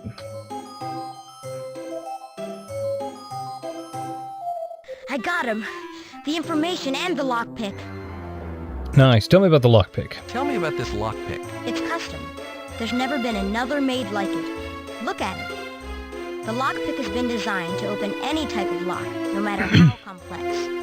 You take the bizarre instrument from the street rat and roll it in your hand. Twisted prongs stick out from a rounded base. Only one of the prongs will fit into each lock. Once you've placed that prong inside the keyhole, you'll be able to move it certain ways. Each movement will make a specific sound. According to the locksmith, the lockpick... The Singers won Best Short Film. I don't even know what that is. Or the lock springs. Police Squad really is the... Yeah. What that series of films was, but he said it would be the same for every lock. How much did it all cost? Did it all cost? As I suspected. It cost everything I had. Sorry there's no change. Sure. He smiles innocently and shrugs. Tell me about the information. I bought it from an ex-member of the Brotherhood. He claims that this parchment contains the codes to open the tower's treasure room. There's no way to verify it without actually getting inside the tower, so I had to buy it at face value. I don't really understand it anyway. I have no idea what the first line, "Buy their time to die," means. The second line is a list of continents above Skurvash that partially obscure the sun throughout the month. We can't see which one it is at this time of day because the sun is behind the tower. Overall, I don't know how to use this information, but it might come in handy. Okay. What can you tell me about the wealthy... Let me know about my... He was the most prominent and successful... Last film I watched was the French animated film Arco, and since it was a French film, I can say that here without Ash knowing. That's true. Maybe it had something to do with the stiff... I don't know what I think we watched Iron Lung in the cinema, which was pretty good. I always thought... Arco didn't win animated, sorry to say. It was K-pop Demon Hunters, hence my YouTube Rewind 2018 reference. I've never seen that. I've heard a lot about it, but I've never seen it. I've never seen Arco either, though. Hidden away inside his house. I hope that helps, although I can't imagine how. Good work. Expensive, but good. I'll take it from here. Thank you. I think you'll find that in the long run, it will be worth far more than what you paid. The street rat looks rather pleased. Okay, so this is our lockpick. My goodness. It's a strange-looking instrument which, with bulges and contours whose purpose you can't identify. With what you paid for it, it had better be effective. It looks like one of the pipe fittings, but it's not supposed to be. Okay, so we're going to try and break in and kill a man, because that's apparently what we need to be doing. With our time. I bet we can use this on this. You gently slip the lockpick inside the heavy iron lock. After it slides solidly into place, you carefully examine the lock, trying to decide how to manipulate the lockpick to unlock the door. Okay. Jiggle makes a tick.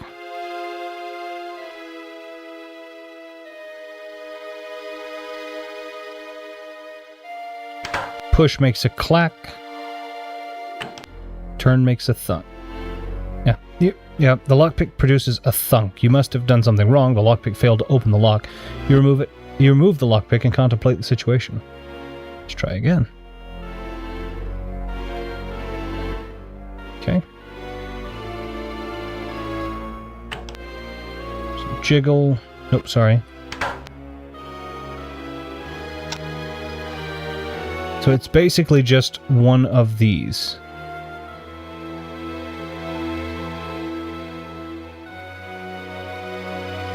So push, jiggle, turn. Okay, so basically it's just push, jiggle, turn. That's what I've got to remember. The lockpick produces a thunk. The merchant's lock clicks and the door cracks open. You pocket the lockpick with a sly grin.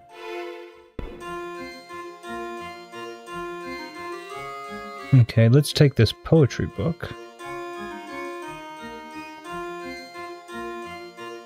The full-length mural features a richly dressed young man proudly displaying a glowing amulet. Okay. It's strange that the clock was left here when all other furnishings were taken. Closer examination reveals that the clock is bolted to the mantel.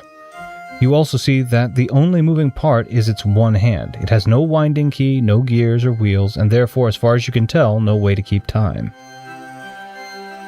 Oh, and it says dark time, misty morn, toil time, mid-cycle, and wine time. Okay, and I can push these buttons to make it move. Okay, so let's reset. We'll get out. I don't know what that's supposed to be. Look at the beautiful little graphics on that. Can I twist the sconces or anything?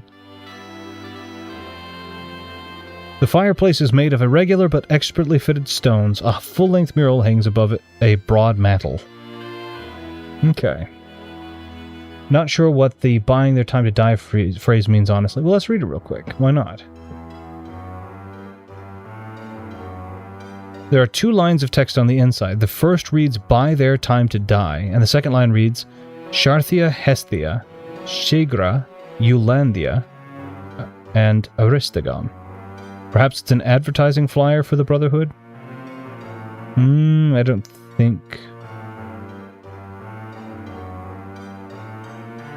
think we have enough information yet. Sharthea Hestia, Shigra, Eulandia, Aristagon. I don't think we have enough information just yet. I bet this is an in-game time changer of some kind. Let's see. Well, so I think I have... This is empty. I think I have an idea. We could create a reality pocket here and talk to this version of the guy. Now, bear in mind, anytime I cast a spell, I should clarify, we found this out last time, anytime we go from regularly rendered graphics into the pre-rendered, it pauses. So I've made it so it'll make a black screen instead of disrupting and just going away completely. So it looks less, it's less interrupted, right? Either that or it teleports you somewhere within a certain combination. It does, I can't use it though just yet. Let's read this little poetry book. Love poems. See, look at these little pre-renders here. The resolution is absolutely atrocious. You can see this, but so can I. My clock always says toil time. Maybe I should get a new one. Or take a break. Good lord. I will point out that it has 5 times on it, and there are 5 names. That's true. That's true. The wind. She lifts from the mist in the morn. She breathes the first air of the day. She flies towards the rise as she's born, but dies before she's away. Well, there's Misty Morn right there, though. When time comes for wine... Wine time was one of them, wasn't it? She doth linger, and trails her hand in the stream. She knows as it flows through her fingers. It is far deeper than it seems. So hold on.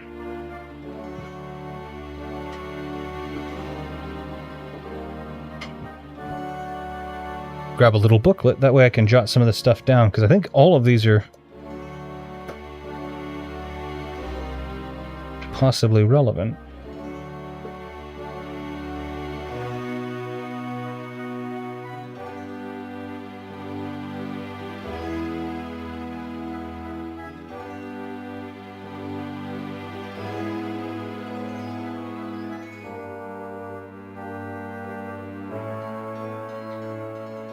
I really like games that have you write things down and solve puzzles that way. I think that's really cool.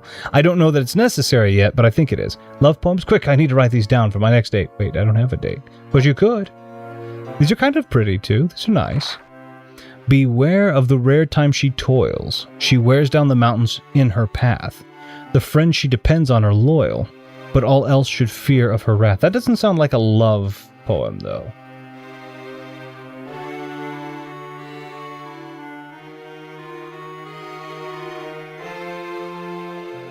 Me when I'm in love with the wind. Are there any times where that's the case? Because it feels like the wind is something I don't like. She sings of all things in her chorus. The rustle of leaves is her song. Betrayed by the shade of the forest, the time when dark falls sees her gone. Dark falls?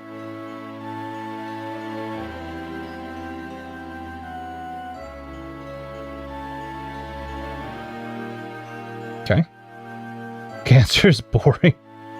The noise from the wind, it causes cancer. Donald Trump. Okay, so those are the only poems. There are only 4 poems. I guess we're done. Those did seem to line up with the clock, though, right? Yeah, there is dark time. So, in the order that they were,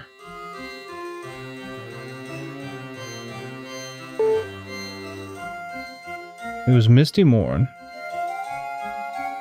Then it was Wine Time. And it was Toil Time. Nothing happens.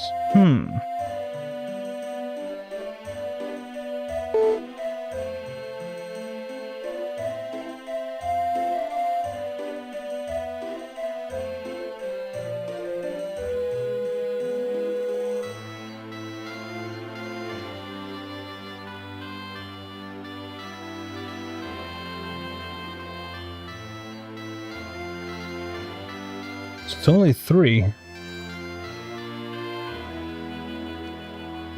People... Wait, hold on.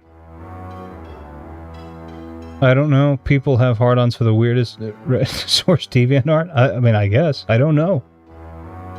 I have rarely being to DeviantArt, let alone seeing the weird stuff there. Yeah, I mean, I believe you. Wind seems like a really weird one. Reminds me of a newish game called Void Strangers. Has older graphics with very complex puzzles. Had to write a lot for it. See, I like that. Good old write down. Yeah, see, I think that's really cool. So did it give us an order? Was I not... I paid attention to the order in which I read the times, but not into whether or not there was an order of operations whilst spoken. So she lives for... So it says first air of the day. So I have to assume this must be the first one, right? Then it was when the time comes for wine, she doth linger. So there's wine time. And then because of the rare time she toils. And then the last one is Dark Falls. But it only allows for 3 things.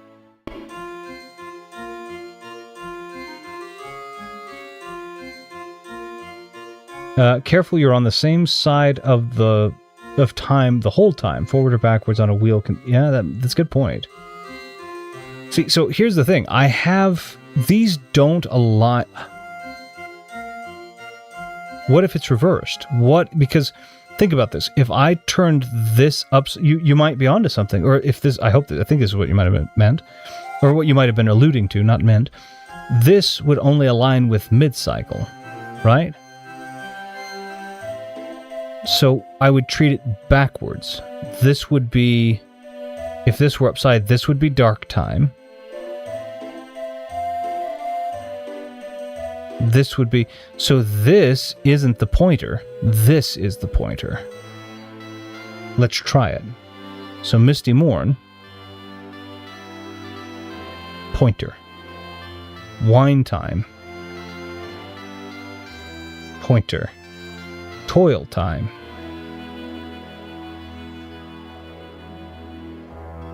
Aha! The short side was the pointer. You were right. I was looking at the wrong end. One of the stones surrounding the fireplace pops open. Inside the compartment, you discover a leather-bound journal. 15 points. Let's take the journal. Read this really quickly. You were right, copyright. Much appreciated, because I otherwise would not have gotten it. Let's read this little journal here. First entry. I'm not used to keeping a journal, but my thoughts are in turmoil, and I have no one to talk with about them. I figure that by writing down my feelings, I might be able to sort through them. Put simply, I have met a woman. She is incredible. She is beautiful, rich, and well-bred. Boy, he's looking for all of the things that you should be looking for in a woman. Superficial beauty, wealth, and some form of awful eugenic drivel. The perfect match for me. I saw her in the gardens. She was sitting at the fountain, looking over the flowers, and she said in a melodious voice, "Everything here is so beautiful. I love it so much." She breathed heavily and pouted. She was so cute that I had to approach. I snuck up behind her and whispered, "How much?" She looked rather startled, but recovered nicely, obviously recognizing me as the most successful merchant in the city. "The garden takes me away from my horrible life," she replied. "I love it more than anything, truth be told." "That was before you met me," I stated. She giggled at that moment. I knew she was for me. And at that moment I knew that she was for me. I've never met anyone that I've reacted to so strongly. You have to bear in mind, this font is terrible for me. I'm not having an easy time with this, so I apologize. I've never met anyone that I've reacted to so strongly. I must have her. She's a prize to be won, apparently, by this guy's viewpoint. Normally, women pursue me. I am the most successful merchant in the city, and the notoriety of my magic amulet is widespread. But I've never invested so much of myself in one woman. If she won't have me, I don't know what I'll do. More later.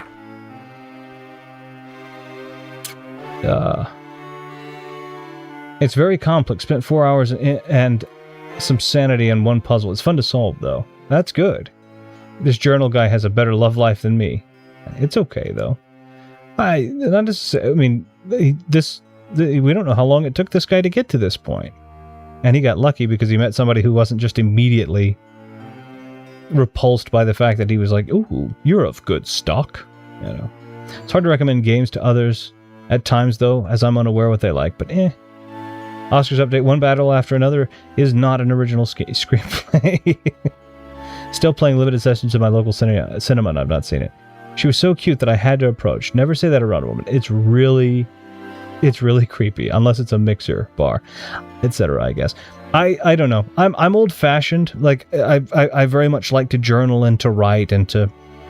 I've sent pictures. People have seen it. I've sent pictures of what my I like handwriting. I focus on handwriting, and so journaling and all of this is good too. But I'll send a picture of that just so you see. But this is a little too old-fashioned. Where it's like, "Ooh, you're well-bred." I had to approach. She was so adorable. It's like, that feels a little bit Epstein Island to me. 7th entry. Every time I see her, I yearn to spend more and more time with her. We've started meeting at the old stream where I played when I was a child.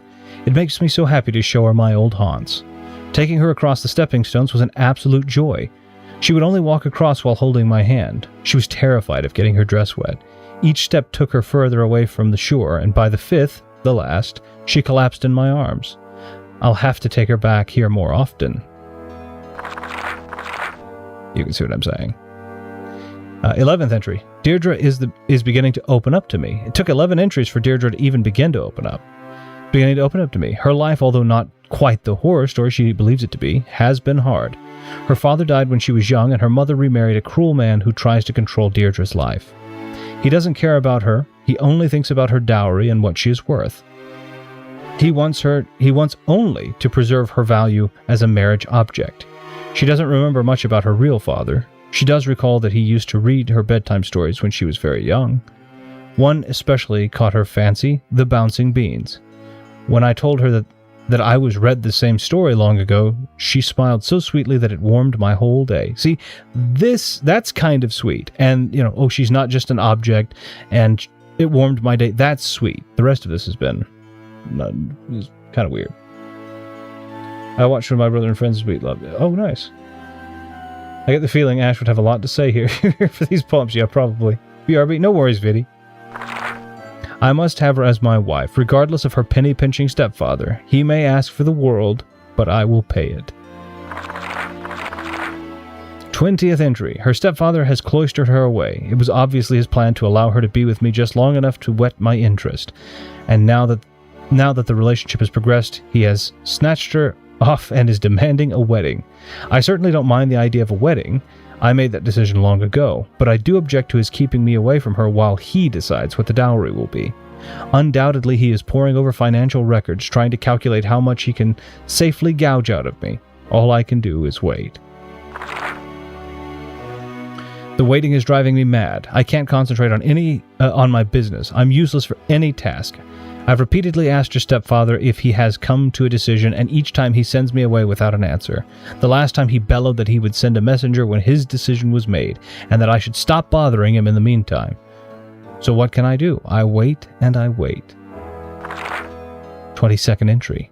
Since I cannot do my job, I've decided to commission a portrait, if only to use up some time while I await the messenger. Naturally, I have hired Leonard Bogash. His reputation for excellence is widespread throughout the realms. He is due to arrive in the next few days.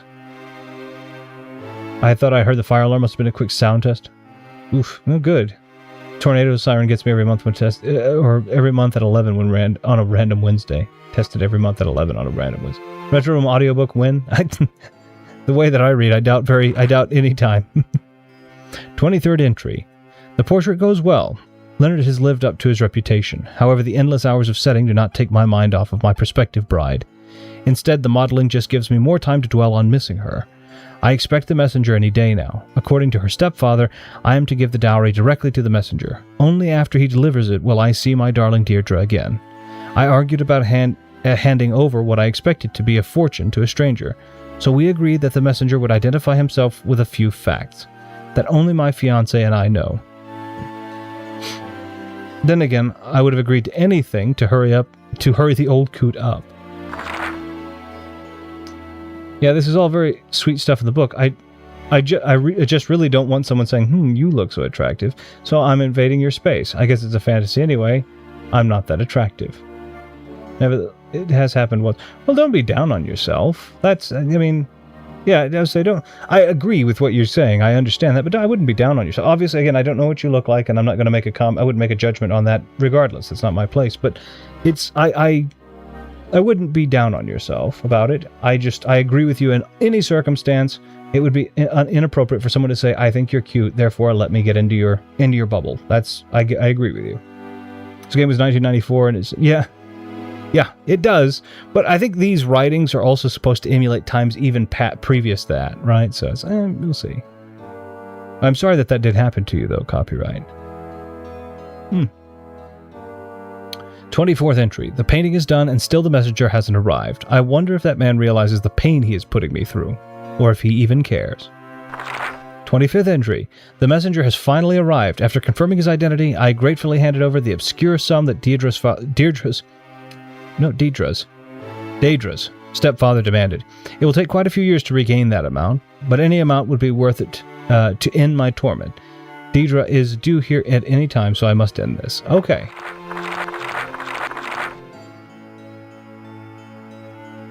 72nd entry. I have finally confronted the Brotherhood about the unfair taxes which they levy against this town. They act as if they own Skurvash.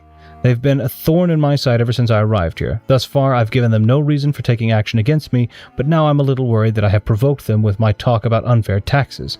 I can only hope that my amulet will keep them at bay. 73rd entry. I am certain of it now. They are after me. I replaced the lock on my door with the best I could find, but it didn't stop last night's intruder.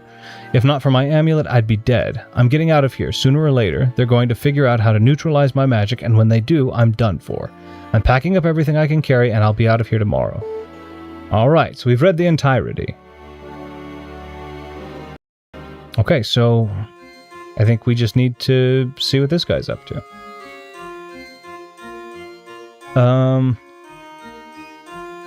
I look plain myself, but quite a few people, namely family, say I look handsome. I don't know what to say except think. Viddy, I think...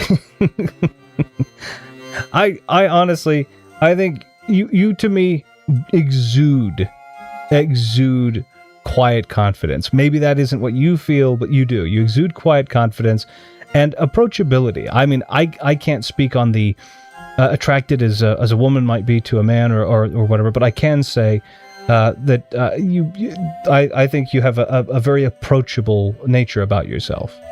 It happens. Apparently, it's a fairly common thing for women, gay men. I don't feel bad about not being attractive, for the record. It's not my fault. Well, I'm saying also that we aren't generally objective. So I don't think most people believe they look attractive. So my hope is that that's not being, you're not being down on yourself about it, right? If other people come up and said you were attractive, maybe that would be the great compliment. But to look and go, I'm not. I didn't want it to be a reason for you to be down on yourself. I'd likely think I look bad, but enough people have liked me to point that I probably have something going for me. That's great. See, that's I think a lot of people have that kind of that kind of negative residual self-image. I think we need to probably talk to this guy because the real one's gone. Let's do create a reality pocket.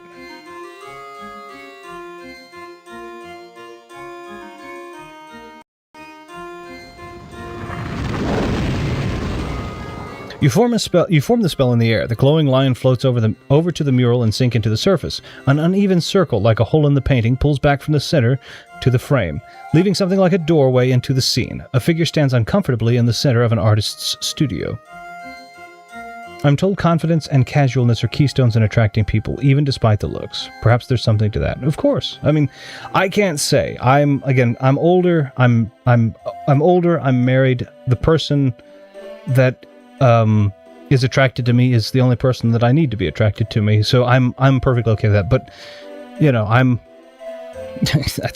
I don't know what else to say. I'm a stocky. I'm a big stocky guy with long hair and a Dracula goatee.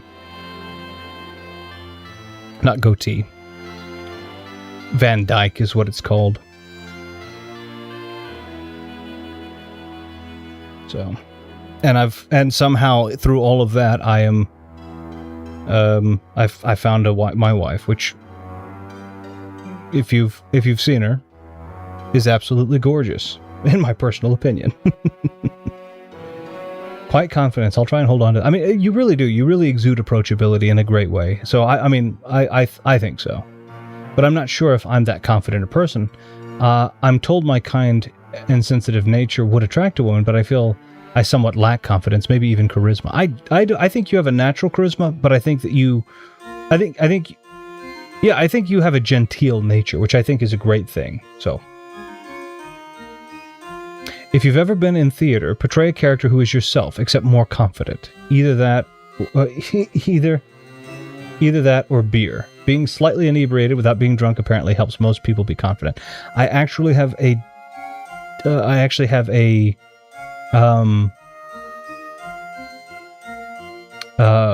condition which prevents me from being able to become inebriated. So I can drink, but I do not have the ability to become drunk.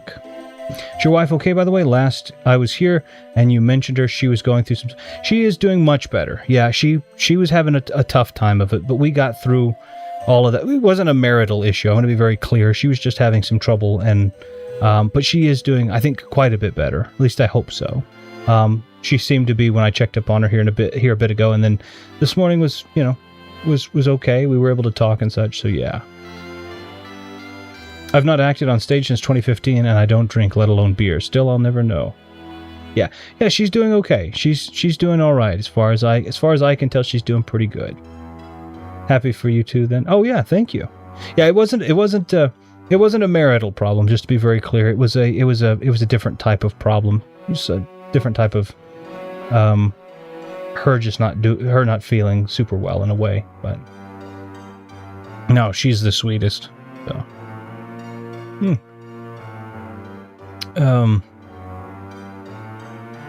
Anyway. Yeah, she's the exact opposite of me. She's got she's just the sweetest person. I'm this kind of not callous, but kind of just weird old, I don't know. Anyway, I don't know what to say. You climb onto the mantle and into the painting. You find yourself standing in the artist's studio, facing a young man awkwardly holding himself in a stiff pose. Hello, my good man. Have you seen the artist? I'm getting very tired of standing in this position.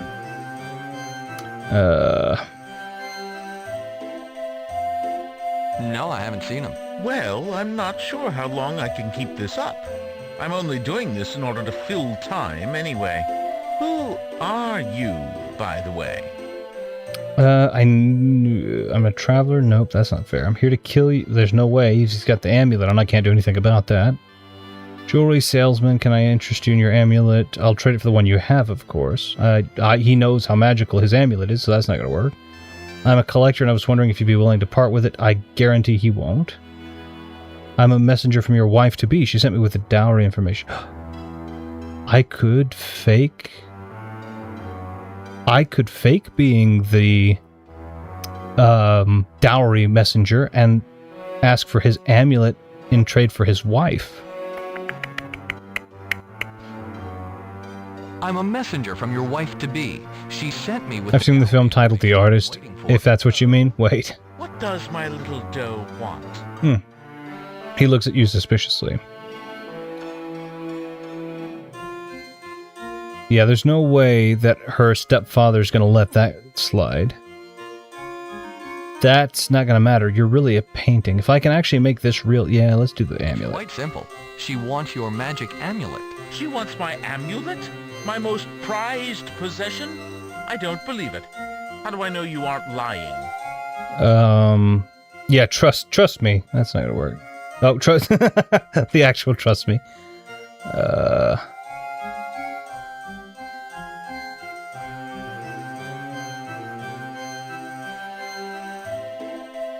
Let me inflate his ego a little bit. Do you think I would be so stupid as to try to lie to such an obviously intelligent and perceptive man? Well, yes, of course.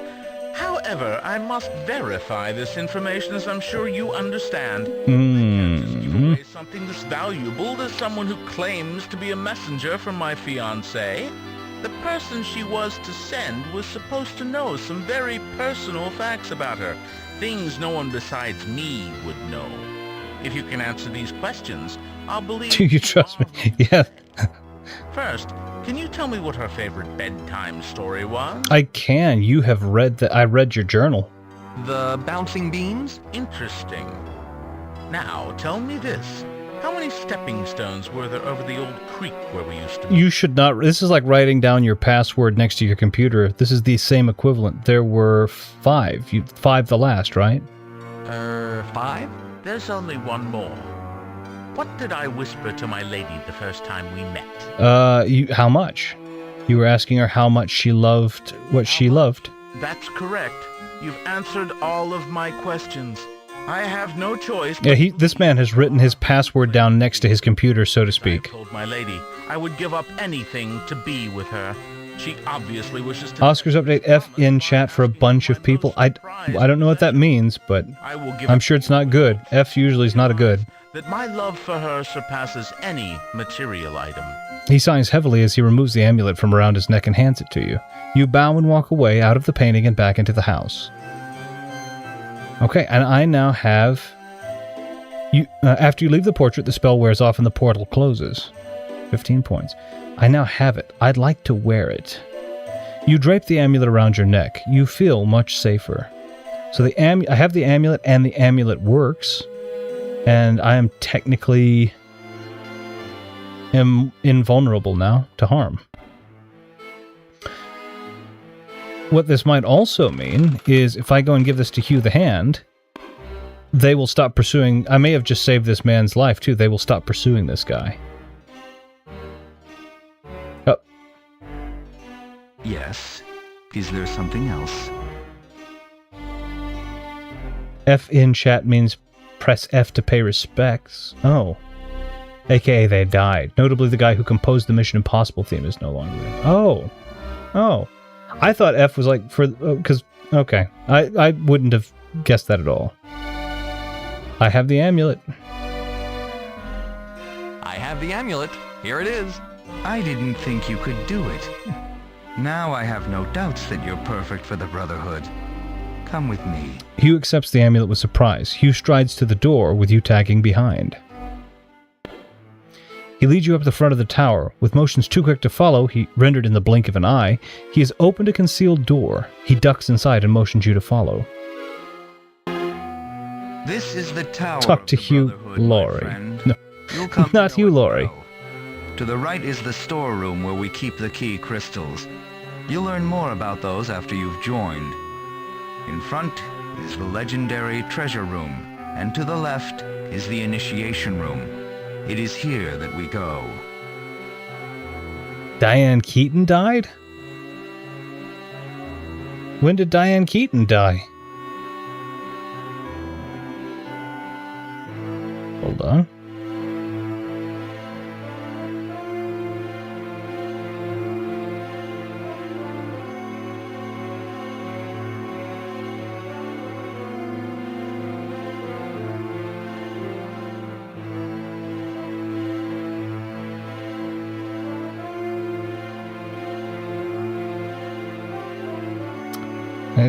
See if I can. Fairly recently, it wasn't today, it was just. Well, that's sad though.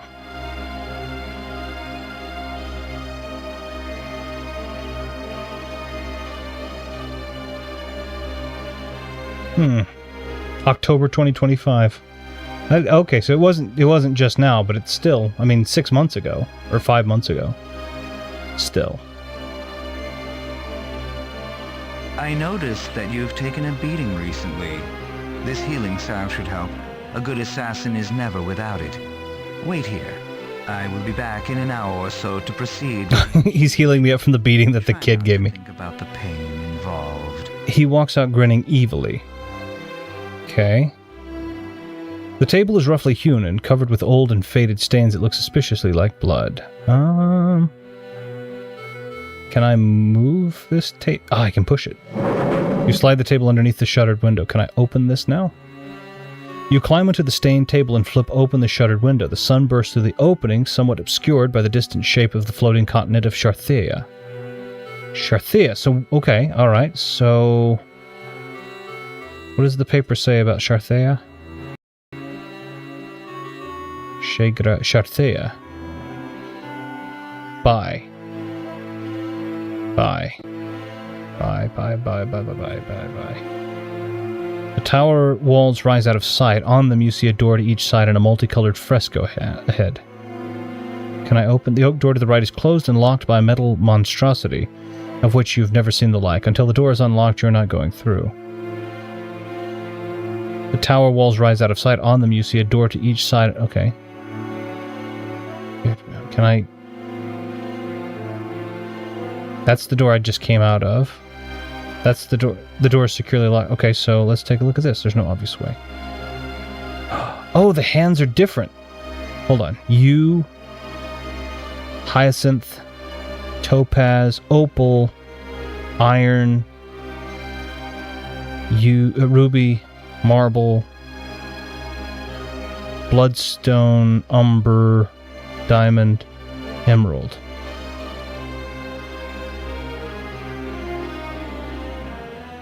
Bloodstone? Wait.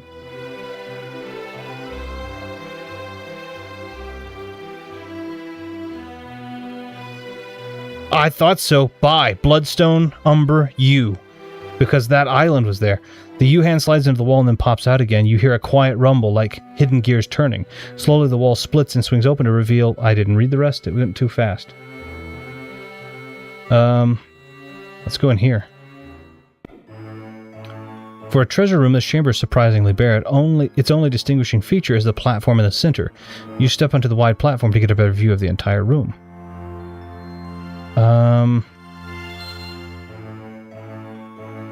Okay.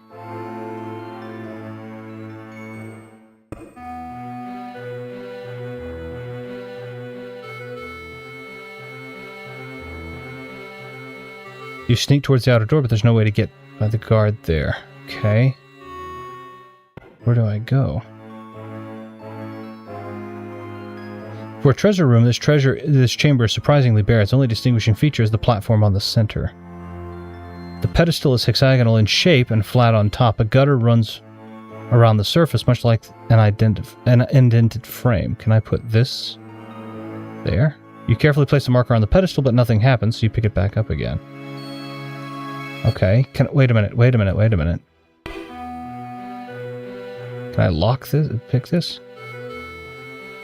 Oh, shoot. What did we say? That's not going to be it. Okay.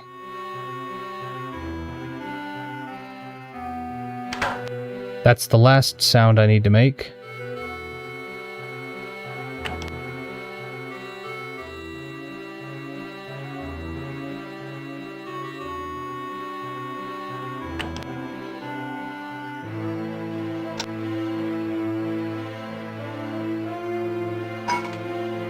Nope.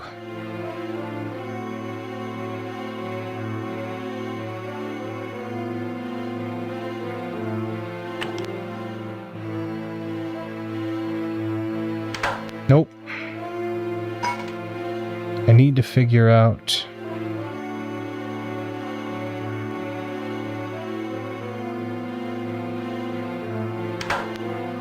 That's the only one I don't need to do. So...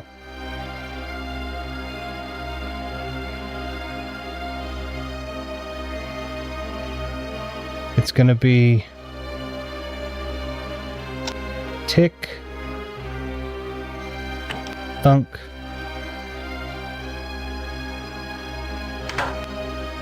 So I think it's... Switch those, maybe? Yeah, switch. I think it's switch those. This is difficult. Sorry, I will catch up in just a second, I promise. So it's going to be 2, 4, 3. 2, 4, yeah, 2, 4, 3. 2, 4, 3. No, it's not.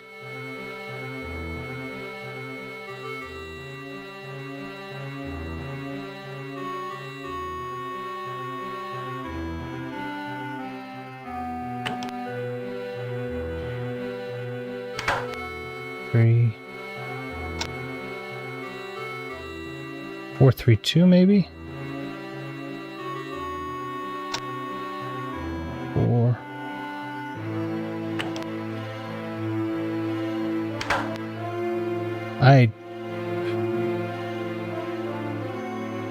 What are you doing out of the initiation room? We don't look kindly on disobedience here. Took too much time. One of my favorite... Okay, sorry. Seen a fair number of films with Diane. I've lost count. Insert all the hand puns here. One of my favorite videos for the comedic faux VGM channel Silvergunna is H.H. Gregg singing Bye Bye Bye. Oh, I was just doing that passively. Just an aside, I'm loving what I see of this game. Thanks for showing it to us. Oh, well, thank you for being here. I'm really liking... I like this game, too. I can actually undo. I can just undo. What are you doing out of the... Oh, I have to,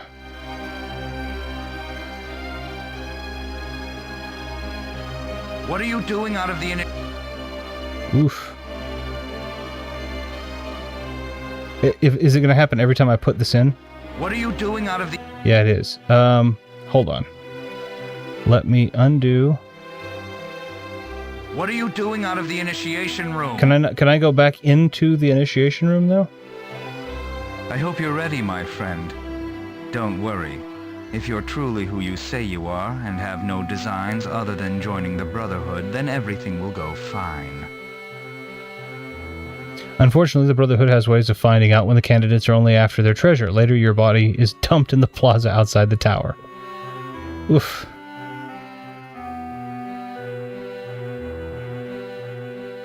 I don't think I saved anything there either.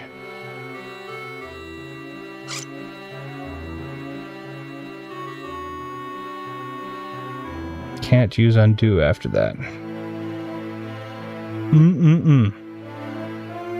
This may have to be the end of it because I don't think I saved early enough nor often enough.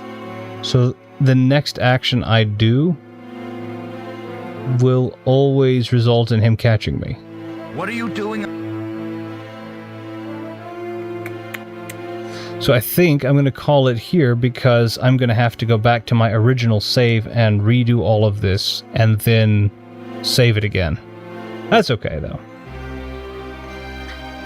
Remember that's the Sierra game way, right? Save early, save often. So no matter what I do, it's going to automatically do that. Luckily, I was able to solve all of the puzzles except for the lockpick puzzle, so not that big of a deal. Yeah, I'll just have to go back and do those other ones. I won't have to go through the conversation. So I think we'll call that good. I've soft locked myself, but again, I've played enough Sierra games and LucasArts games that this one's not too terrible. And again, a lot of this was me reading, but because I have all of it memorized, I don't have to read it all. So, It's split screen with Subway Surfers, and I'm not... Oh, you gotta be kidding me. You're not kidding, I know, but still. So I think I'm gonna call it here. Let me move us back over to the wizard for a second.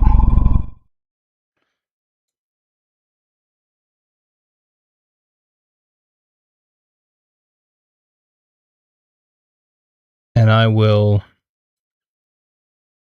quit. That way I can get back to this, change back over my music so everybody can hear, and then turn some music on.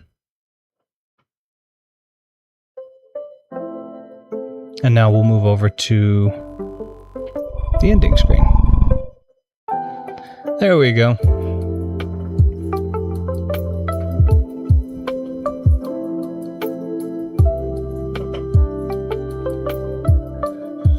All right, that was fun. I enjoy it. The wizard's still stuck on that book. How do I pray for Viddy? Now he's back. Yeah, I will.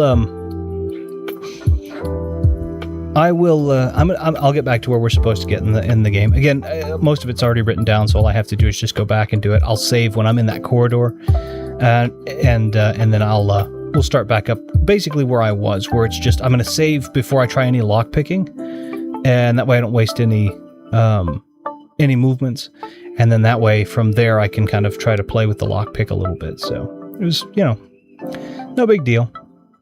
Thanks for the stream. Thank you all for being here. I really appreciate you, Maki and Ash, Viddy, Fighting Max, Copyright, all of you. I really appreciate you all for being here, talking with me about all of the topics we talked about. We talked about some really serious topics, and we talked about a lot of different, just tons of different stuff. So I really appreciate you all for being here and for being tolerant. We went over things from depression, mental health, to general health, and over religion, over philosophy, absurdism, intrinsic valuation or inherent meaning, and there's all kinds of great stuff we did. So it was really fun, and I really appreciate you all for being a part of it. But I will leave you to the rest of your days. For most of you, that's going to be a Sunday evening, I think, at this point. Viddy, I know for you it's going to be a Monday afternoon and the rest of that, but I really do hope that you had a good time for what you were here of. I know I had a great time. I really, really enjoyed it.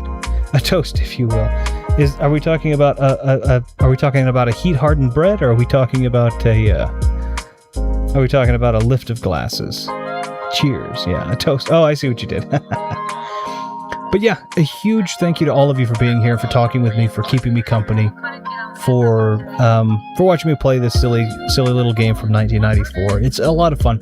If you're interested in the game, obviously, as I've said before, it is completely free, and you can go and pick up a copy for absolutely free because it's abandonware. So somebody's actually made this little DOSBox app where it launches automatically. You don't have to remember the old esoteric little, C drive change directory skills. And yeah. It's you can go and grab yourself a copy if you want. He's a jolly good streamer. Thank you very much. But I hope you all have a wonderful rest of your weekend, hopefully a wonderful beginning to your week. And thank you so much again. We'll see you soon.